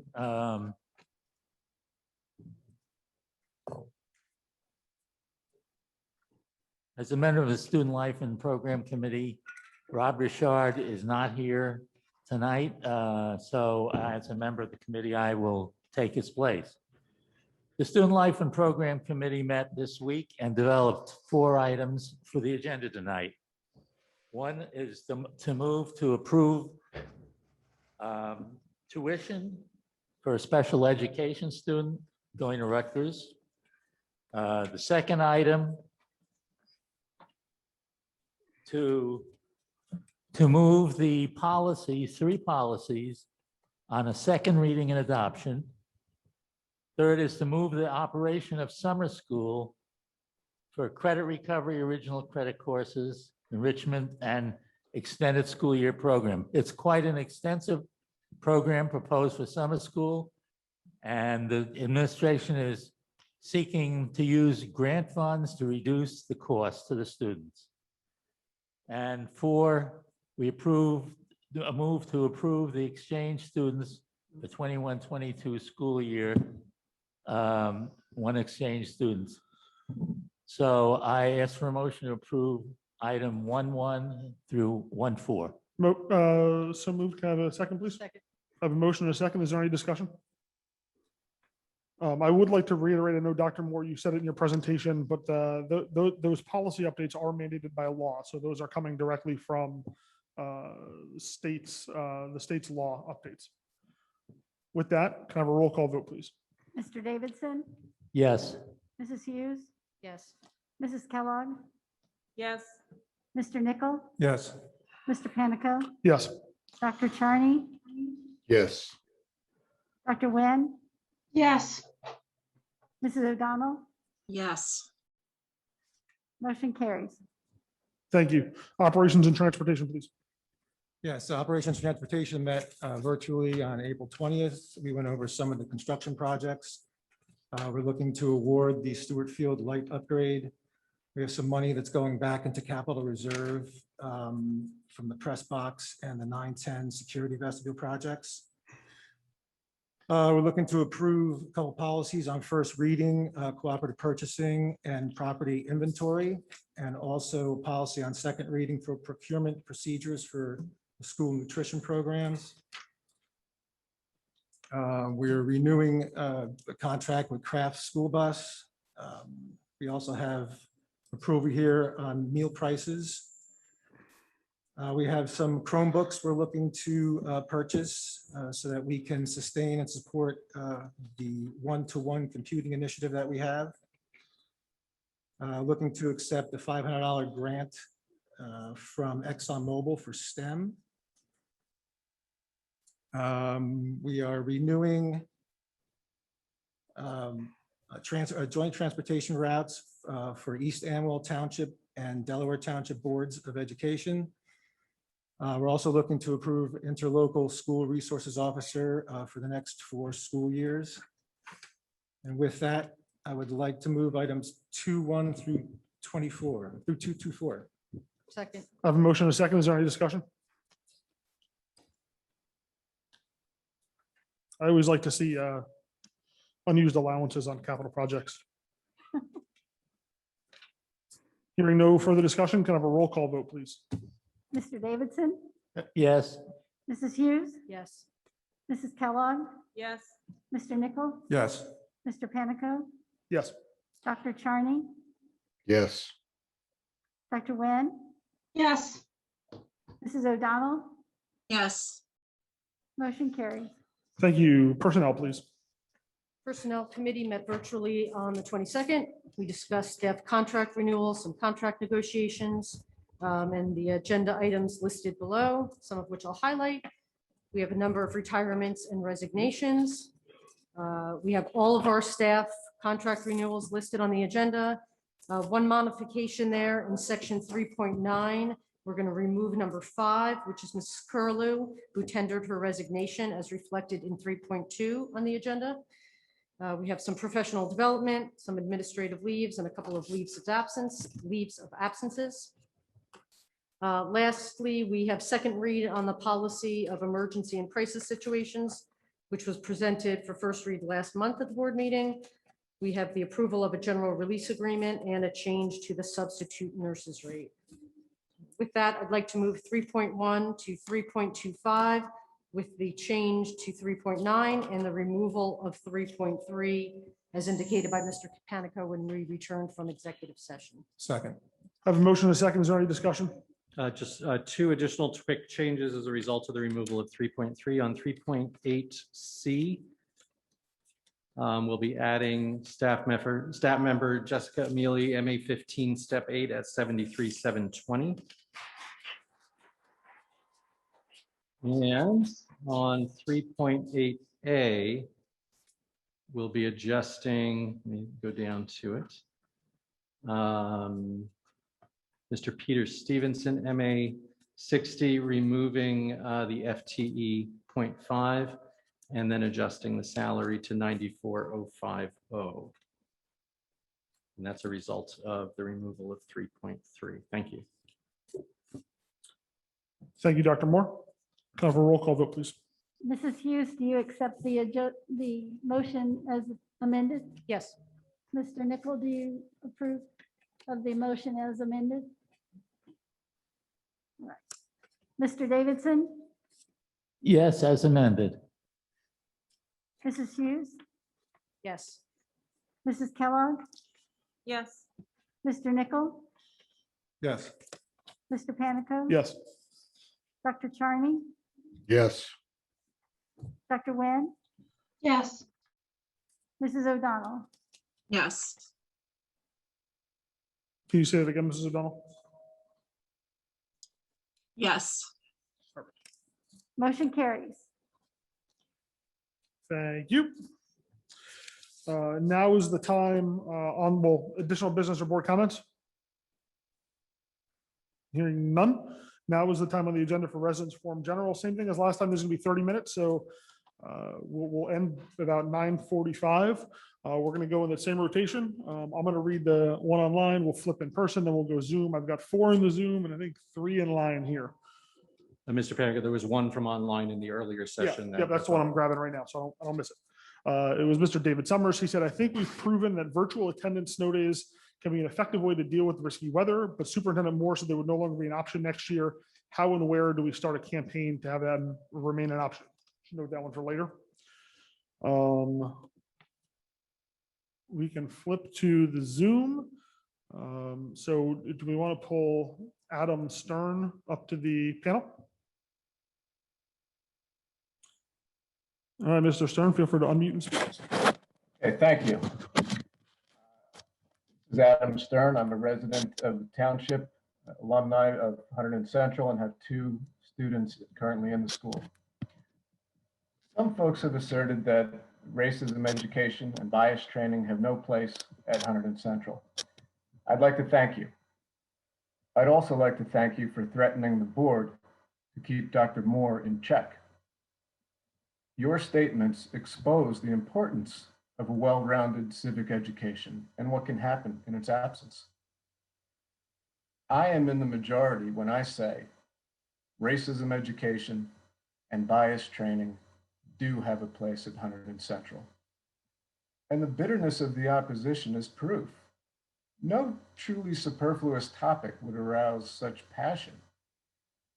Now, while the board in public must politely pardon your ignorance, your fellow citizens instead shudder or cringe or are embarrassed for you. We're puzzled by your anger and fear. Relax. This is a direct symptom of the disease that the board has the courage to address. Are you a little uncomfortable with the bumps in the long road to equality? Who isn't? Or are you hiding something that you don't want exposed? Are you pushing back on bias training because you already know the curriculum? Or because you enjoy your biases and don't want them disturbed? So this is not about defining what is right and what is wrong. It's about the discussion and the process. So instead of rallying against those trying to make things better with your fear and your threats, please bring your experiences and ideas into the discussion. Don't pick up your toys and go home and make threats.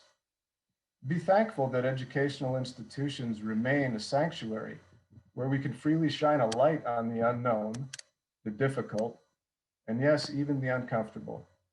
Thank you. Thank you.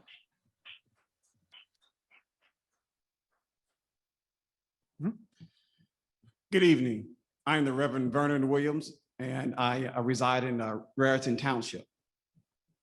I stand tonight to commend Dr. Moore and the board's support of Dr. Moore in the district's effort to ensure a safe and conducive learning environment for each and every student.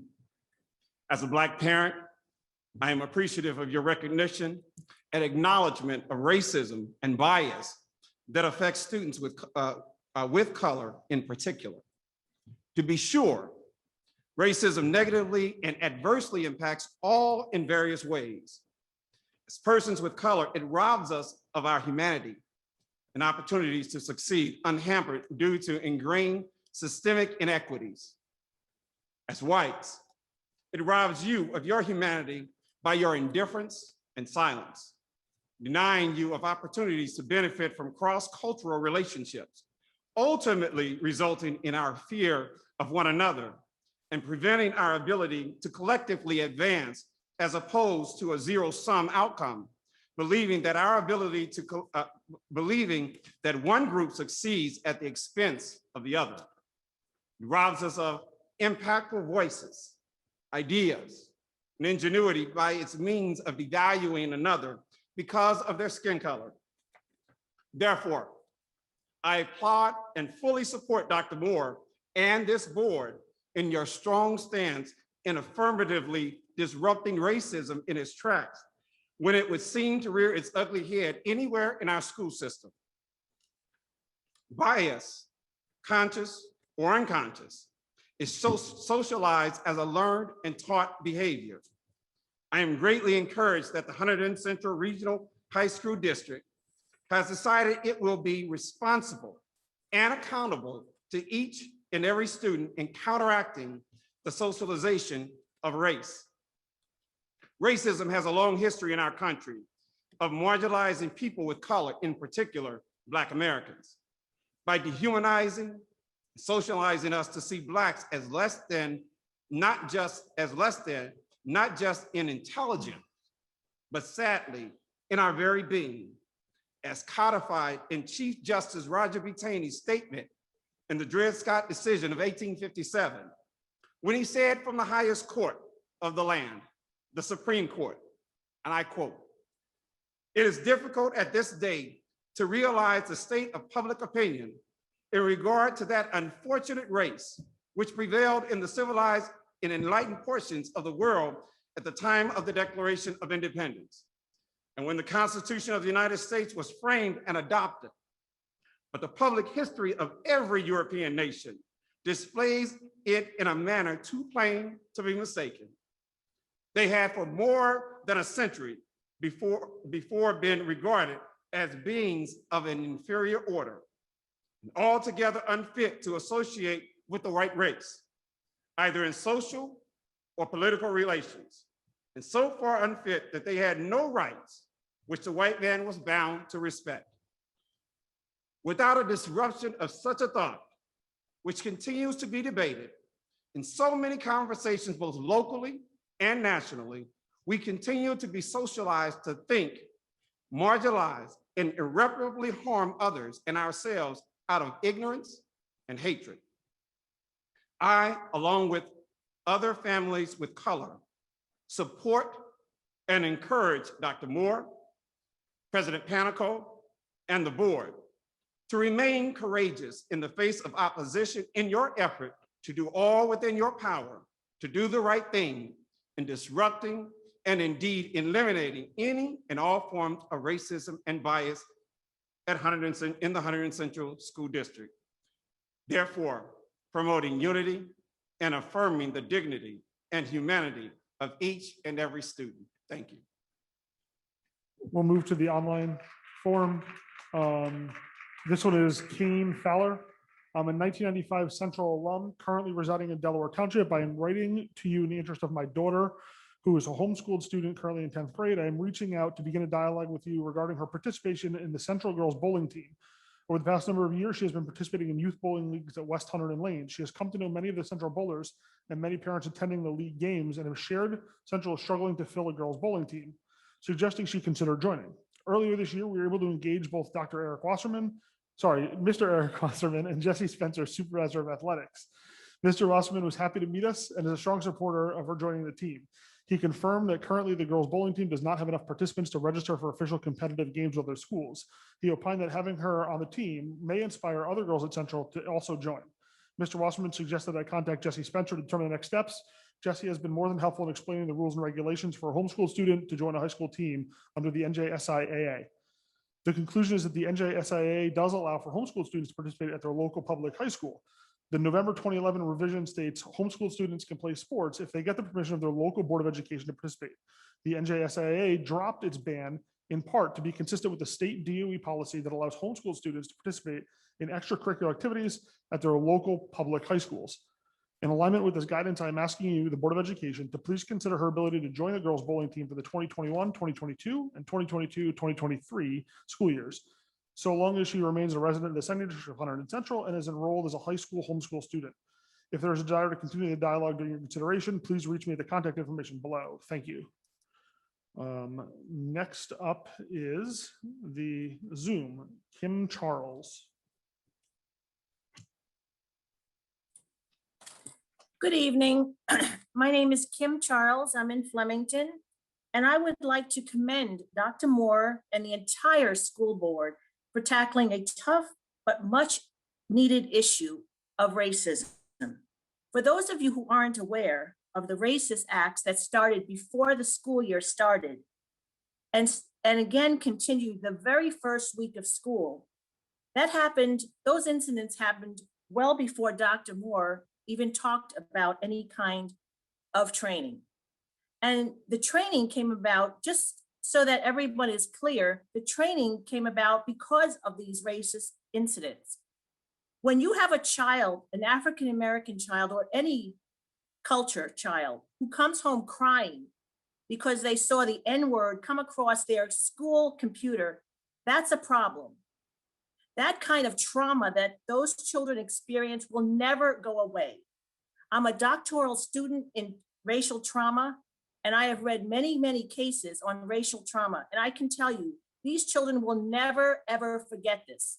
So despite the fact that teachers and community members are a little uncomfortable with the training, think of the children. Think of the lasting trauma on these children. Think of what they have to deal with every single day in their lives. And then maybe you will think about the fact that the training is being brought out to help, not hurt. So before we get all uptight over training and all the other issues, look at what Dr. Moore and the school board are doing clearly with a clear lens and not looking at yourself or what you're or how you're being hurt. Think of the children, because that's why we're here, isn't it? Thank you. Thank you. Evening, everyone. My name is Harrison Dillard. I live in Hunterdon County, and I'm here to bring some good news. Can you guys use some good news tonight? Okay, good. I'm glad. I'm bringing you news about the NAACP, which is coming to Hunterdon County. I've been on the forefront of bringing a chapter of the NAACP to Hunterdon County. There's 65 chapters in our state, but none in our county. So I spent the last 6 months recruiting and getting our numbers up. And on MLK Day weekend, we reached our goal of 100 members that we need to start our chapter. So we're going to start an adult chapter of the NAACP, a youth chapter, and also a prison chapter in Edna Mahan. But a little bit about myself and how I got involved in this. I'm a U.S. Army veteran. I'm a retired law enforcement officer. I retired as a captain from the Morris County Prosecutor's Office a year ago. And I've been really working on diversity and equity in law enforcement, but also in schools. And I just want to bring something to light as far as my background and looking at the stats. In 2019, our state had 367 bias-related incidents, 367 in 2015. In 2016, it went to 417. In 2017, it went to 549. In 2018, it went to 569. In 2019, it had a 75% increase. It was the biggest increase in the last 2 decades. It went to 994 incidents. And in 2020, it went to 1,441 incidents. So bias-related incidents have almost quadrupled in our state. And a big majority of these incidents involve our youth. And that's why I'm involved in this and in trying to bring bias awareness to our schools. And I commend the Board of Ed on everything they're doing. And this is important to me. It's important to, even though I'm retired law enforcement, the safety of our students, having them attend the school where they feel safe, valued, welcomed, and don't have to worry about being accused or harassed or discriminated against is super important to me. And again, these bias incidents, they have long-lasting, lifelong-lasting ramifications. Throughout my career, I've seen some of the worst of humanity. And if we don't address bias incidents at this level, they escalate and they become violence, they become hate. And I commend you all on everything that you're doing. And I hope to be an asset and be able to work with the board and the school in the future to continue to bring bias awareness and bias-related training to the students, the staff, and the faculty. Thank you. Thank you. I have no further forum comments, so we're going to go back to the Zoom. Jen Hunt. You should. Can you hear me? It's actually Jeff Hunt, Jen's wife. Got it. You just give us your address, please. Yeah, Raritan Township, Ringo's area. I just wanted to make a couple comments. One was regarding the Latinx and the comments regarding we don't know who they are. And I'd like to say they obviously know who they are, and that's why the group was created. So it's not important for us to know who they are. There's a reason why that group was created. So and other diversity groups too. There's a reason why those groups are creating their own groups. It's not for us to question. And then I guess, it's interesting how it was brought up that there was no racism, in Hunterdon Central prior to Jeff Moore coming on board. And again, as the woman previously had mentioned, the incidents that happened at the beginning of this year. And I guess that was while Jeff was here too, but, I don't think that was to his doing. But also my wife was born and raised in Hunterdon County. She was born at the Hunterdon Medical Center, and graduated from Hunterdon Central. She also happens to be an Asian American. And, I can tell you that, from stories that she's told me, she dealt with racism from the time she was, in grade school through high school. And we're in our late 40s at this point in time. So racism, discrimination has existed for a very long time in this, county. I have 2 daughters that are in, Hunterdon Central now. So it's, very important to me that they feel safe and comfortable being in school. And, I think the groups that have been formed for teachers and for all persons in the school be educated on prejudice. And, it needs to be dealt with appropriately and, I think not ignored as some people would like to do. It's easy for, somebody who hasn't been discriminated against because of their skin color to say that it doesn't exist. But when you speak to people and people, they'll tell you that they have been discriminated against. And that's all I wanted to say. I think Jeff Moore is doing a great job and keep it up. Thank you. There's 2 more online, and I see 3 in person here. I'm counting you, Ms. Burley, I'm assuming you guys are together. Yeah. So we're going to cap it at the 2 who are online, 3 in person, and we'll roll through. So you're welcome to come up. If you could just sign in either before or after you speak. Yes, I just have a short couple of comments. I'm echoing a lot of the things that have already been said. My name is Amy Stem. I graduated in 1989, Hunterdon Central. Just want to reiterate, we did have a racism problem even back then. It's not new. It was dealt with completely different. A lot of it was brushed under the carpet. Definitely not advocating for that. I think bias training is very important, especially when you do have such a large majority of whites that are in our district. I do think it's important, and I think that presentation should be made public. I think more people need to be aware of it. The most common thing I hear in this community is I'm not racist, but, and I'm like, that's part of the problem is there is a but after that. So I do believe that it would be a good thing to have the bias training be public. So hopefully more and more people will watch it and realize that it doesn't mean you're a white supremacist. It just means you need to try to be more inclusive. And just another comment about the transgender issue and, boys and girls going into your, I think it's primarily the concern with men going into the girls' locker room and the bathrooms. I think right now it's set up, it's separate but equal. You have a non-gender bathroom, but it's still separate. It's not the same. You're not getting the inclusiveness. No man, transgender woman is going to go into the bathroom and start assaulting people. That makes them a predator, not a student. And I just feel like there needs to be a distinction between this. Transgender people aren't nefariously becoming who they are to just, to try to attack people and make things, they're trying to live their lives. They're trying to be who they are. They're not trying to attack other students. They're more likely to be attacked as a transgender than anybody else in the school. So that's all. Next up, we have Alicia Alston in the Zoom. Hi, thank you very much. Thank you. My name is Alicia Alston. I live in Flemington. And I want to say thank you, Dr. Moore, for the work that you, the board, and the Racial Equity Task Force are driving on behalf of our students, despite the heavy opposition that you have been facing from way too many of our neighbors and community members. My family and I moved to Flemington 14 years ago. I've graduated 2 sons through Hunterdon Central, and now my daughter is the 3rd of our 4th to attend Hunterdon Central Regional High School. My children are bright, active, and engaged.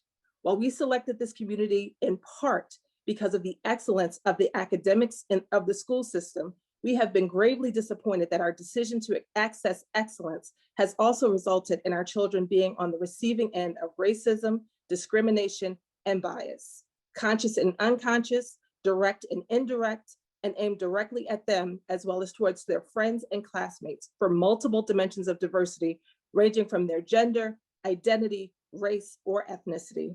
My children have been told everything from act more Black from a teacher as a proxy for acting more disobediently when he was acting in a school play, to being called the N-word by a student, to having teammates scoff at the disgrace of an all-Black school not feeling comfortable playing against Central because of its pattern of bias.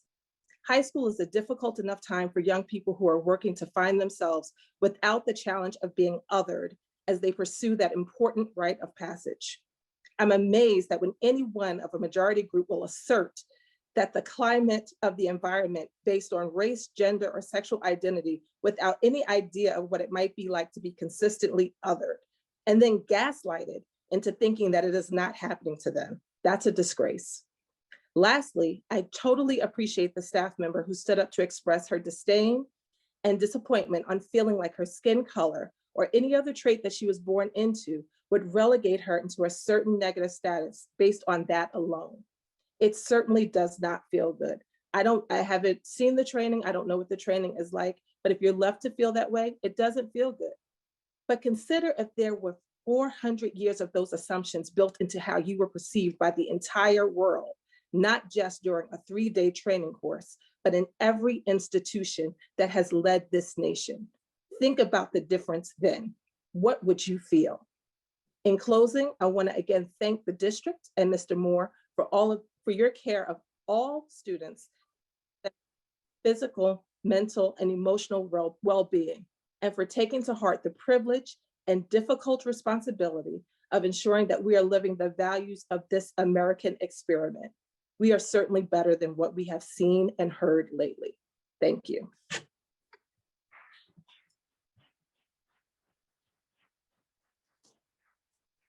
Just remember to thank you.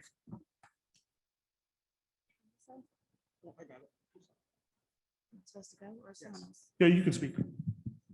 My name is Cynthia Bartley and I live in Ringos and I have a junior in this school. First off, to Mr. Panico, I recently learned you are running for assembly. Please know that I don't stand alone on this topic when I say you won't be getting my vote.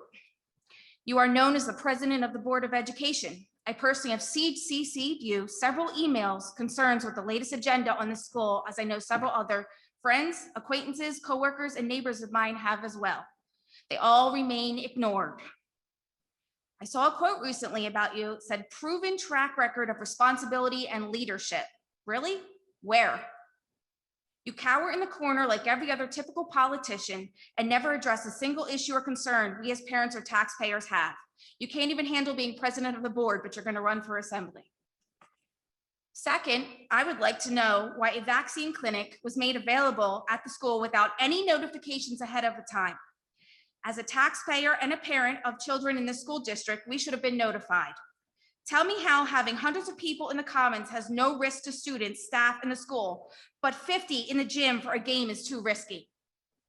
If parents aren't allowed in the school, why are hundreds of outsiders? If school can open for vaccinations, it can be open to parents to observe their children.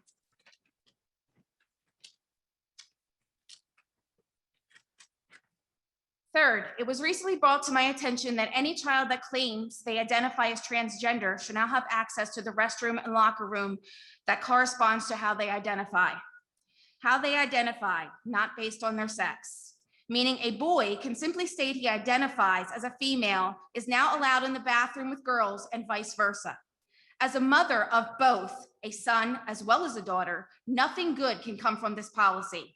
I am not against transgender students, but we need policies that are safe for all students. Some students will be claiming they identify as the opposite sex just to get into the bathrooms and locker rooms with the opposite sex. And if you don't believe that, you don't have sons. All this does is lead to increased reports of sexual misconduct on both sides, increased sexual situations, increased premature sexual relations, and place most students in a very uncomfortable atmosphere. This is not an effective policy. An effective policy would be one that secures the privacy of every student. Why are the rights of minority groups trampling over the rights of majority? Why are the rights more important than the rights of my children? Or of any children that feel the same way? Why should the students that don't agree with these changes be made to feel so uncomfortable to accommodate others? Why should they lose their rights to body privacy? I know several students that have already expressed that they will no longer feel safe using the restrooms and locker rooms when anybody can just claim they identify as opposite sex and now use these facilities with them. There are already enough issues in the restrooms with smoking, vaping, and bullying. There are multiple sets of bathrooms throughout the schools. Why not make one transgender and keep the others the same so everyone at least has a choice? Finally, to the Board of Education. I've attended several meetings now, mostly in Zoom and now in person. Every meeting I sit and listen as you pat yourselves on each other on the back for the great job you've been doing. More and more as the years progress, We get further away from actual education as you put your own agenda ahead of the students and the parents. You completely ignore parents' concerns and questions that don't agree with your views. The superintendent does the same and you never even address it. You just defend him and sweep our concerns under the carpet and keep ahead with your own agenda as if we're all on board. Half, if not more, are not on board with these policies, and you are alienating over half of the school to appease yourselves and a minority. And that is nothing to be proud of.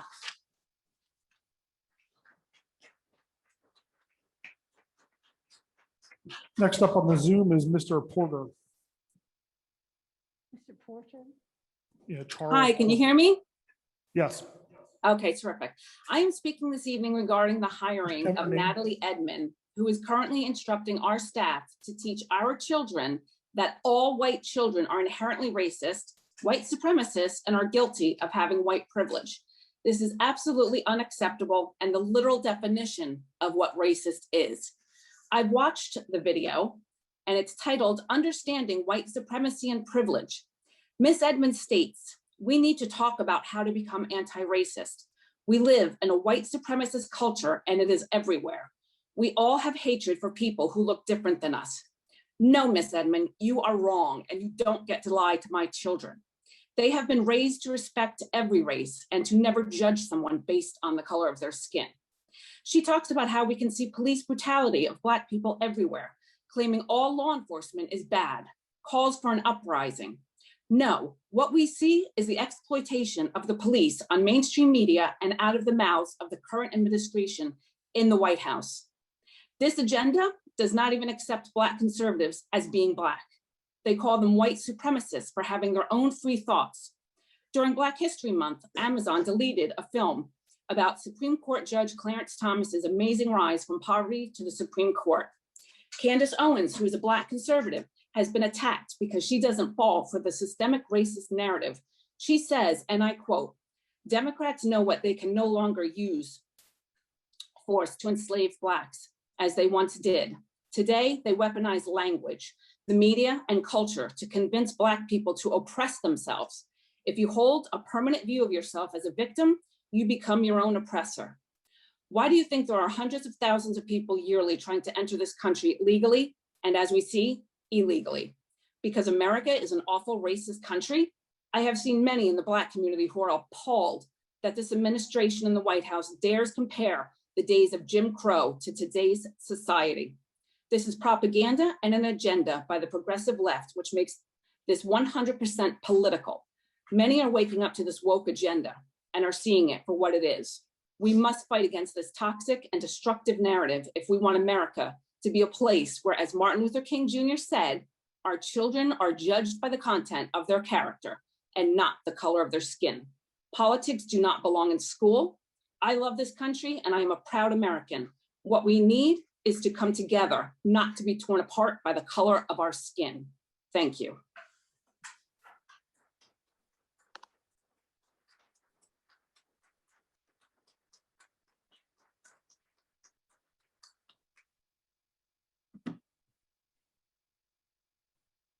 I'm Anjali Vajan. From firsthand experience as a student and person of color, I have both experienced and witnessed hatred because of who we are and our skin color. I am speaking on behalf of my friends who have told me their stories, and I'm speaking on behalf of those who are unable to use their voices at this time. Stories of being called terrorists and racial slurs, it absolutely breaks my heart to hear this. But what is even more disheartening to me is hearing complete ignorance in the audience. This is bringing complete trauma and hardships that are indescribable. Listen to these stories. Listen to these students who are suffering. Listen and act. Anti-bias training for both staff and students is how we will educate the community and how to combat this ignorance. It's obviously clear after attending and speaking at these meetings that it is 100% needed. Think about the BIPOC students who sit in the classroom feeling as if they don't belong and feeling as if they are not heard. To those of you who want positive changes and outcomes in the community, keep fighting. Your voices need to be heard. Thank you.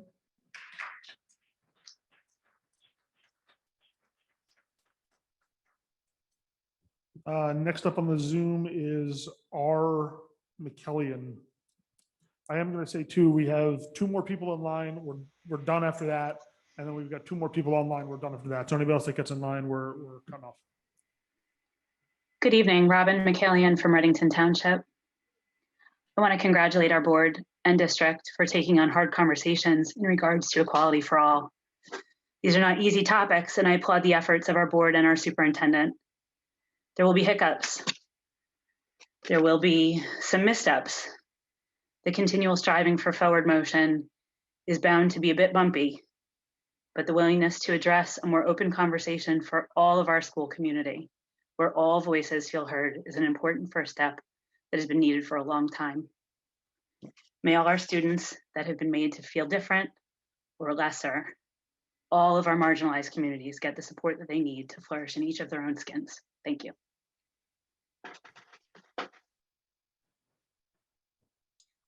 Vinny, I'm sorry. I really need to interject here Yes, just for please. 1 second. The comments just state that your name. Victoria Brito, Reddington Township. Thank you. So I just have some questions. I've been hearing a lot. And first, I think there's a grave misunderstanding amongst everybody that bias training is not acceptable. Bias training may be proper.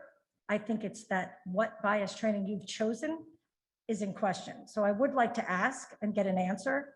Will you make it public? So, I mean, we're planning to release a lot more information about our efforts where copies or, transcripts or videos of our training fit in that. We haven't determined yet. We have more training to do with our staff to meet our goals. So tonight, I don't have an answer for you tonight. I'm not going to release something that I worry might be misused for a different purpose than what we intend it to be. But as I said, as we continue to look at all of the things that we need to release in the coming weeks on this training, including more about the data that I presented tonight, we're certainly going to evaluate whether or not it meets any purpose to release the training. And so we'll evaluate that.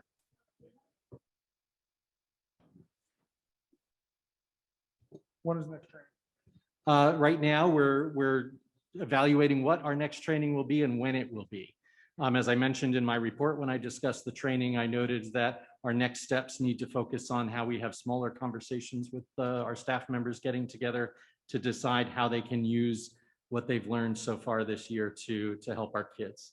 Okay. So next trainings, we're not sure when or what that's going to look like quite yet. We're developing that now based on all that we've learned so Okay. far. And are you planning on addressing the teachers, or even if they're coming up forthright or anonymous, and their concerns and their feelings of being scared and afraid to say anything? Or are you just going to continue with the assumption that all staff members and students are comfortable with this training? Not bias training, the actual training you decided to spend money on. So Ms. Brito, as I said in my presentation, I recognize that the training that we offered didn't meet everybody where they were, and that our next steps require that we do more to meet everybody where they are so that they can make the best use of all that we're talking about for our kids. So our next steps, I mean, there has been no retaliation. There's been no sort of shutting down of voices. There's been none of that. So where folks don't feel comfortable, I think that is a failure of our training to make sure that everybody can come into those conversations and join us in learning how we can grow through these concerns. So that needs to be addressed in our training moving forward. Absolutely. Okay. And that's our intention. Good, that's excellent. So can you tell me, and maybe I missed it somewhere, and if you can just remind me, what does this cost the taxpayers? What are we paying for this? I think the next steps of training are things like, as I said, we don't. No, not next steps. The training that's occurred and next steps. Off the top of my head, I don't have a figure. It's not terribly expensive as far as training goes, but that's something that we can go back into our proposals and answer for you. Okay, excellent. And then the last thing is, I'm going to give you an opportunity to answer this because I don't know the plans for the bathroom that's being discussed. I hear people upset. I've heard rumors, but while we're here, can you address that specifically? Yeah, What is the absolutely. plan? So the policy that was approved tonight on second reading that was introduced last month is an older policy that was under review in the district for several months, was first mandated by the state through guidance in 2019. If you look at all the districts around us, they have this policy already approved in Reddington and Flemington. It's the exact same policy that we see in schools across the state. At Hunterdon Central, we've done everything we can to comply with the guidance from the state and keep everybody comfortable. We have gender neutral bathrooms here, as well as male and female designated bathrooms. But we also have rules and regulations from the state that we have to abide by, and that's what this policy encompasses. So everything in this policy, again, it's a policy that other districts across the state, even in our own sort of sending district, have had on the books for about a year or so. Everything in that policy comes down to us through state law and through guidance from the Department of Education. Still didn't answer the question. I understand the policies in place. What are your plans on the bathroom that you're trying to do? Is it necessary under the policy, and what are the plans for the bathroom? I've heard people say, no, it's not true. Yes, it is. People are coming up here saying they don't want their daughters in rooms with boys and bathrooms with boys and boys with girls, whether transgender or not. I don't want, I mean, me personally, I am not comfortable with that. I couldn't care less if you're transgender or not. I think boys and girls in locker rooms and bathrooms is a bad, bad idea. Okay, you don't even want them walking in the hallways together, holding hands. People do, you want them in bathrooms and locker rooms together. I'm asking, are you planning on having both male, female in a bathroom or a locker room together, So regardless of identification of gender? Well, but it's all about identification of gender. According to the rules and regulations from the state, and according to the policies and practices in schools across the state, students are able to use the facilities that align to the gender to which they identify. Okay, so that's a yes. That's the law of the state. I'm asking, Yeah. I don't know why, I mean, listen, Vinny, you have a partner for politics, go right there. Answer the question. I Are you feel, Ms. planning? Brito, I feel that I have answered the question. Students Just are say yes. able. Say yes students- if the answer is yes. Yes, students are Okay. able to use the facilities that align to the gender to which they Okay, identify. okay, so they are allowed, will there be multiple people, multiple genders or people allowed in the bathroom at once? Or will they have to give their ID, say who they are, go into the bathroom, come back out, grab their ID, and the next person goes in? So you can solve this policy, and actually by law, you can actually comply with it by allowing one person, if a transgender wants to go into any bathroom they identify with, that's fine. But why is it that another student can be in that bathroom? Is that safe? Aren't we all about safety? I'm wearing a mask for over a year because someone tells me it's the safe thing to do. Yeah, I don't have answers to your questions at this point. I've Dr. answered Moore, the aren't you question. supposed to have answers? It's on So- the agenda. This isn't, Mr. Panico, this isn't an opportunity for dialogue in this way. We have a policy that complies with state law. We're going to follow that. I don't know why you're talking to Mr. Panico, because I'm the one asking the question. Yeah, no, I think he's talking to me in terms of order. To shut me up? In terms of order. You of the can. meeting. No, Vinny, go ahead. You know, listen, you know- anybody who knows me knows I'm not going to be quiet for too long. You and I We've know. had history You know, together. I know you. And you I know, helped know you me. get where you are, Vinny, and the well, disappointment I have is overwhelming, but that's okay.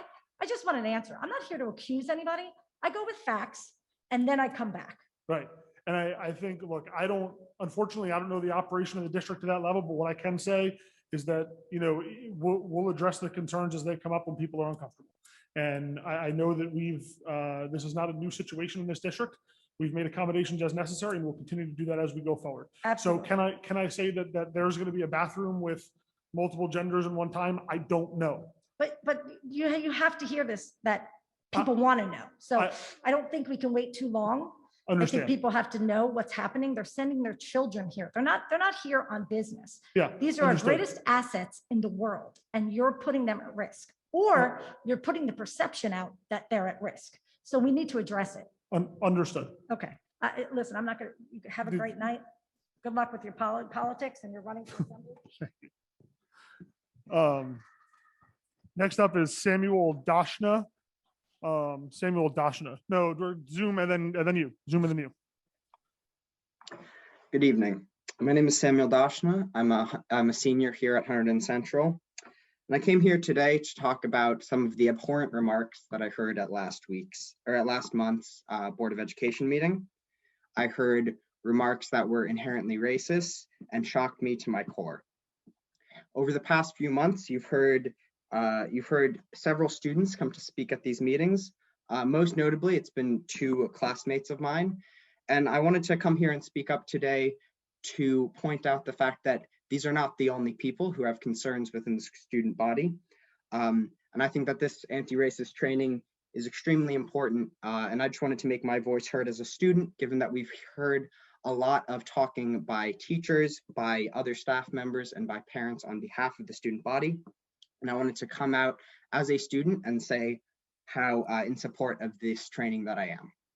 Unfortunately, while I came here to talk about racism, I was shocked by the blatant transphobia that I heard from members of our community today.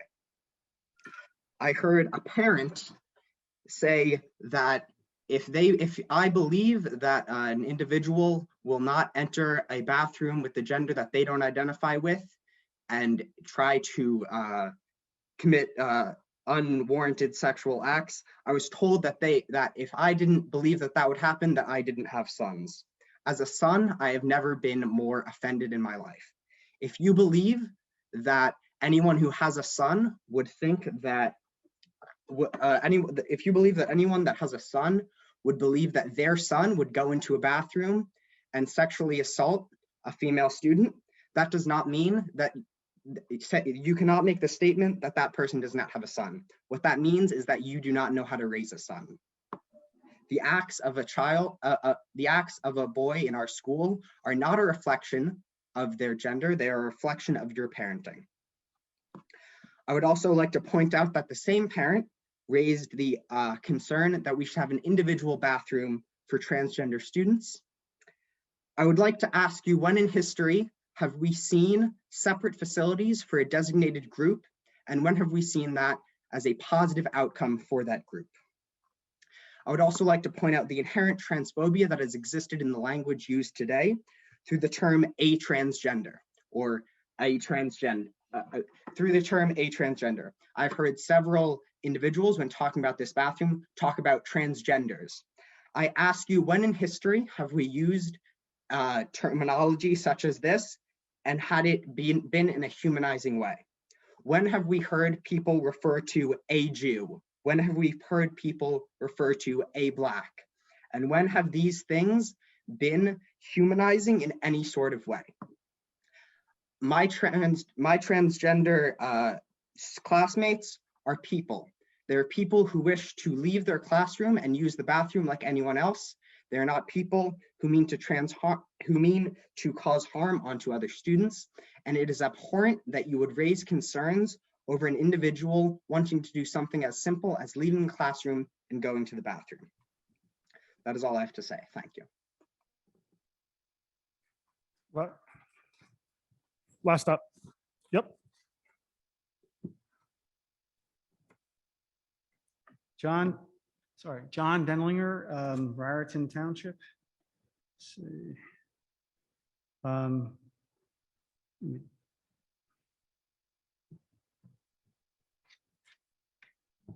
It is true that Martin Luther King was not a Marxist.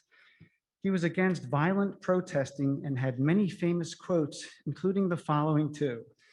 I have a dream that my 4 little children will one day live in a nation where they will not be judged by the color of their skin, but by the content of their character. And the function of education is to teach one to think intensively and to think critically. Intelligence plus character, that is the goal of true education. If we want to move forward in a productive manner, I would strongly encourage this school to form a Turning Point USA chapter. TPUSA does excellent work in encouraging students of all races to study in harmony and to be their best. Also, an excellent source for common sense solutions to many issues can be found by watching PragerU videos and Dennis Prager's fireside chats. You will love his dog, Otto. PragerU also has an excellent club called Prager Force that students can join. Prager Force's student members are represented by all races and are from all over the world. Thank you. Thank you. I want to say this. I know, so this is the end of public comment. I heard on a couple occasions references to my assembly campaign. You're right, I am running for assembly, but I must say that what I do when I sit here at this table and when I make decisions about this school have no impact or bearing on that. I do what's in the best interest of our students and the best interest of our staff and the best interest of our taxpayers. These policies that we hear on anti-bias training and the transgender policies that we approve tonight are state mandated policies, and they're difficult for all of us to discuss. And we want to make sure that we have the right implementation of them. So the feedback is important. We hear you, we're listening. It might not seem like we are, but we are. And we want to make sure that we're using the right vendors and the right people to make sure, like Dr. Moore said, we meet people where they are. But what that means is we communicate to everyone and we work with everyone in a way that's best for them. And I want to say this, that, several employees have spoken up here at the board and privately. And I've got to say that there never has been and there never will be retaliation or shutting down of employees while I'm on this board. I find it unacceptable. Open communication between employees, the board, and the administration is key. So I want to make that clear because I know that was alluded to at the last meeting, and I know it was alluded to again tonight. That does not fly.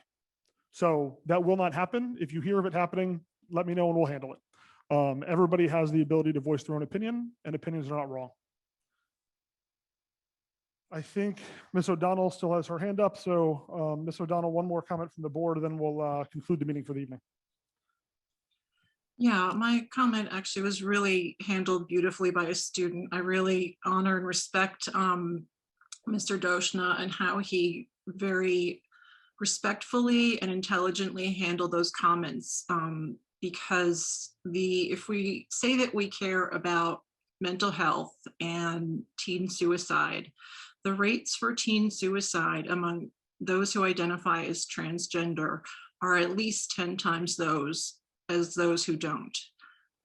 When we say things like implying that sexual proclivities are going to be the outcome of equal access to bathrooms, it's those kinds of comments that cause people who identify as transgender to feel horrible. I can't even believe what I heard tonight, and I speak for myself, not the board. I need to be clear. Those comments are unacceptable. They're just not okay. These are just kids wanting to use the bathroom, and everything will be fine. Thank you. Thank you. Can I have a motion to adjourn? So moved. Have a motion. Do I have a second? All in favor? Thank you.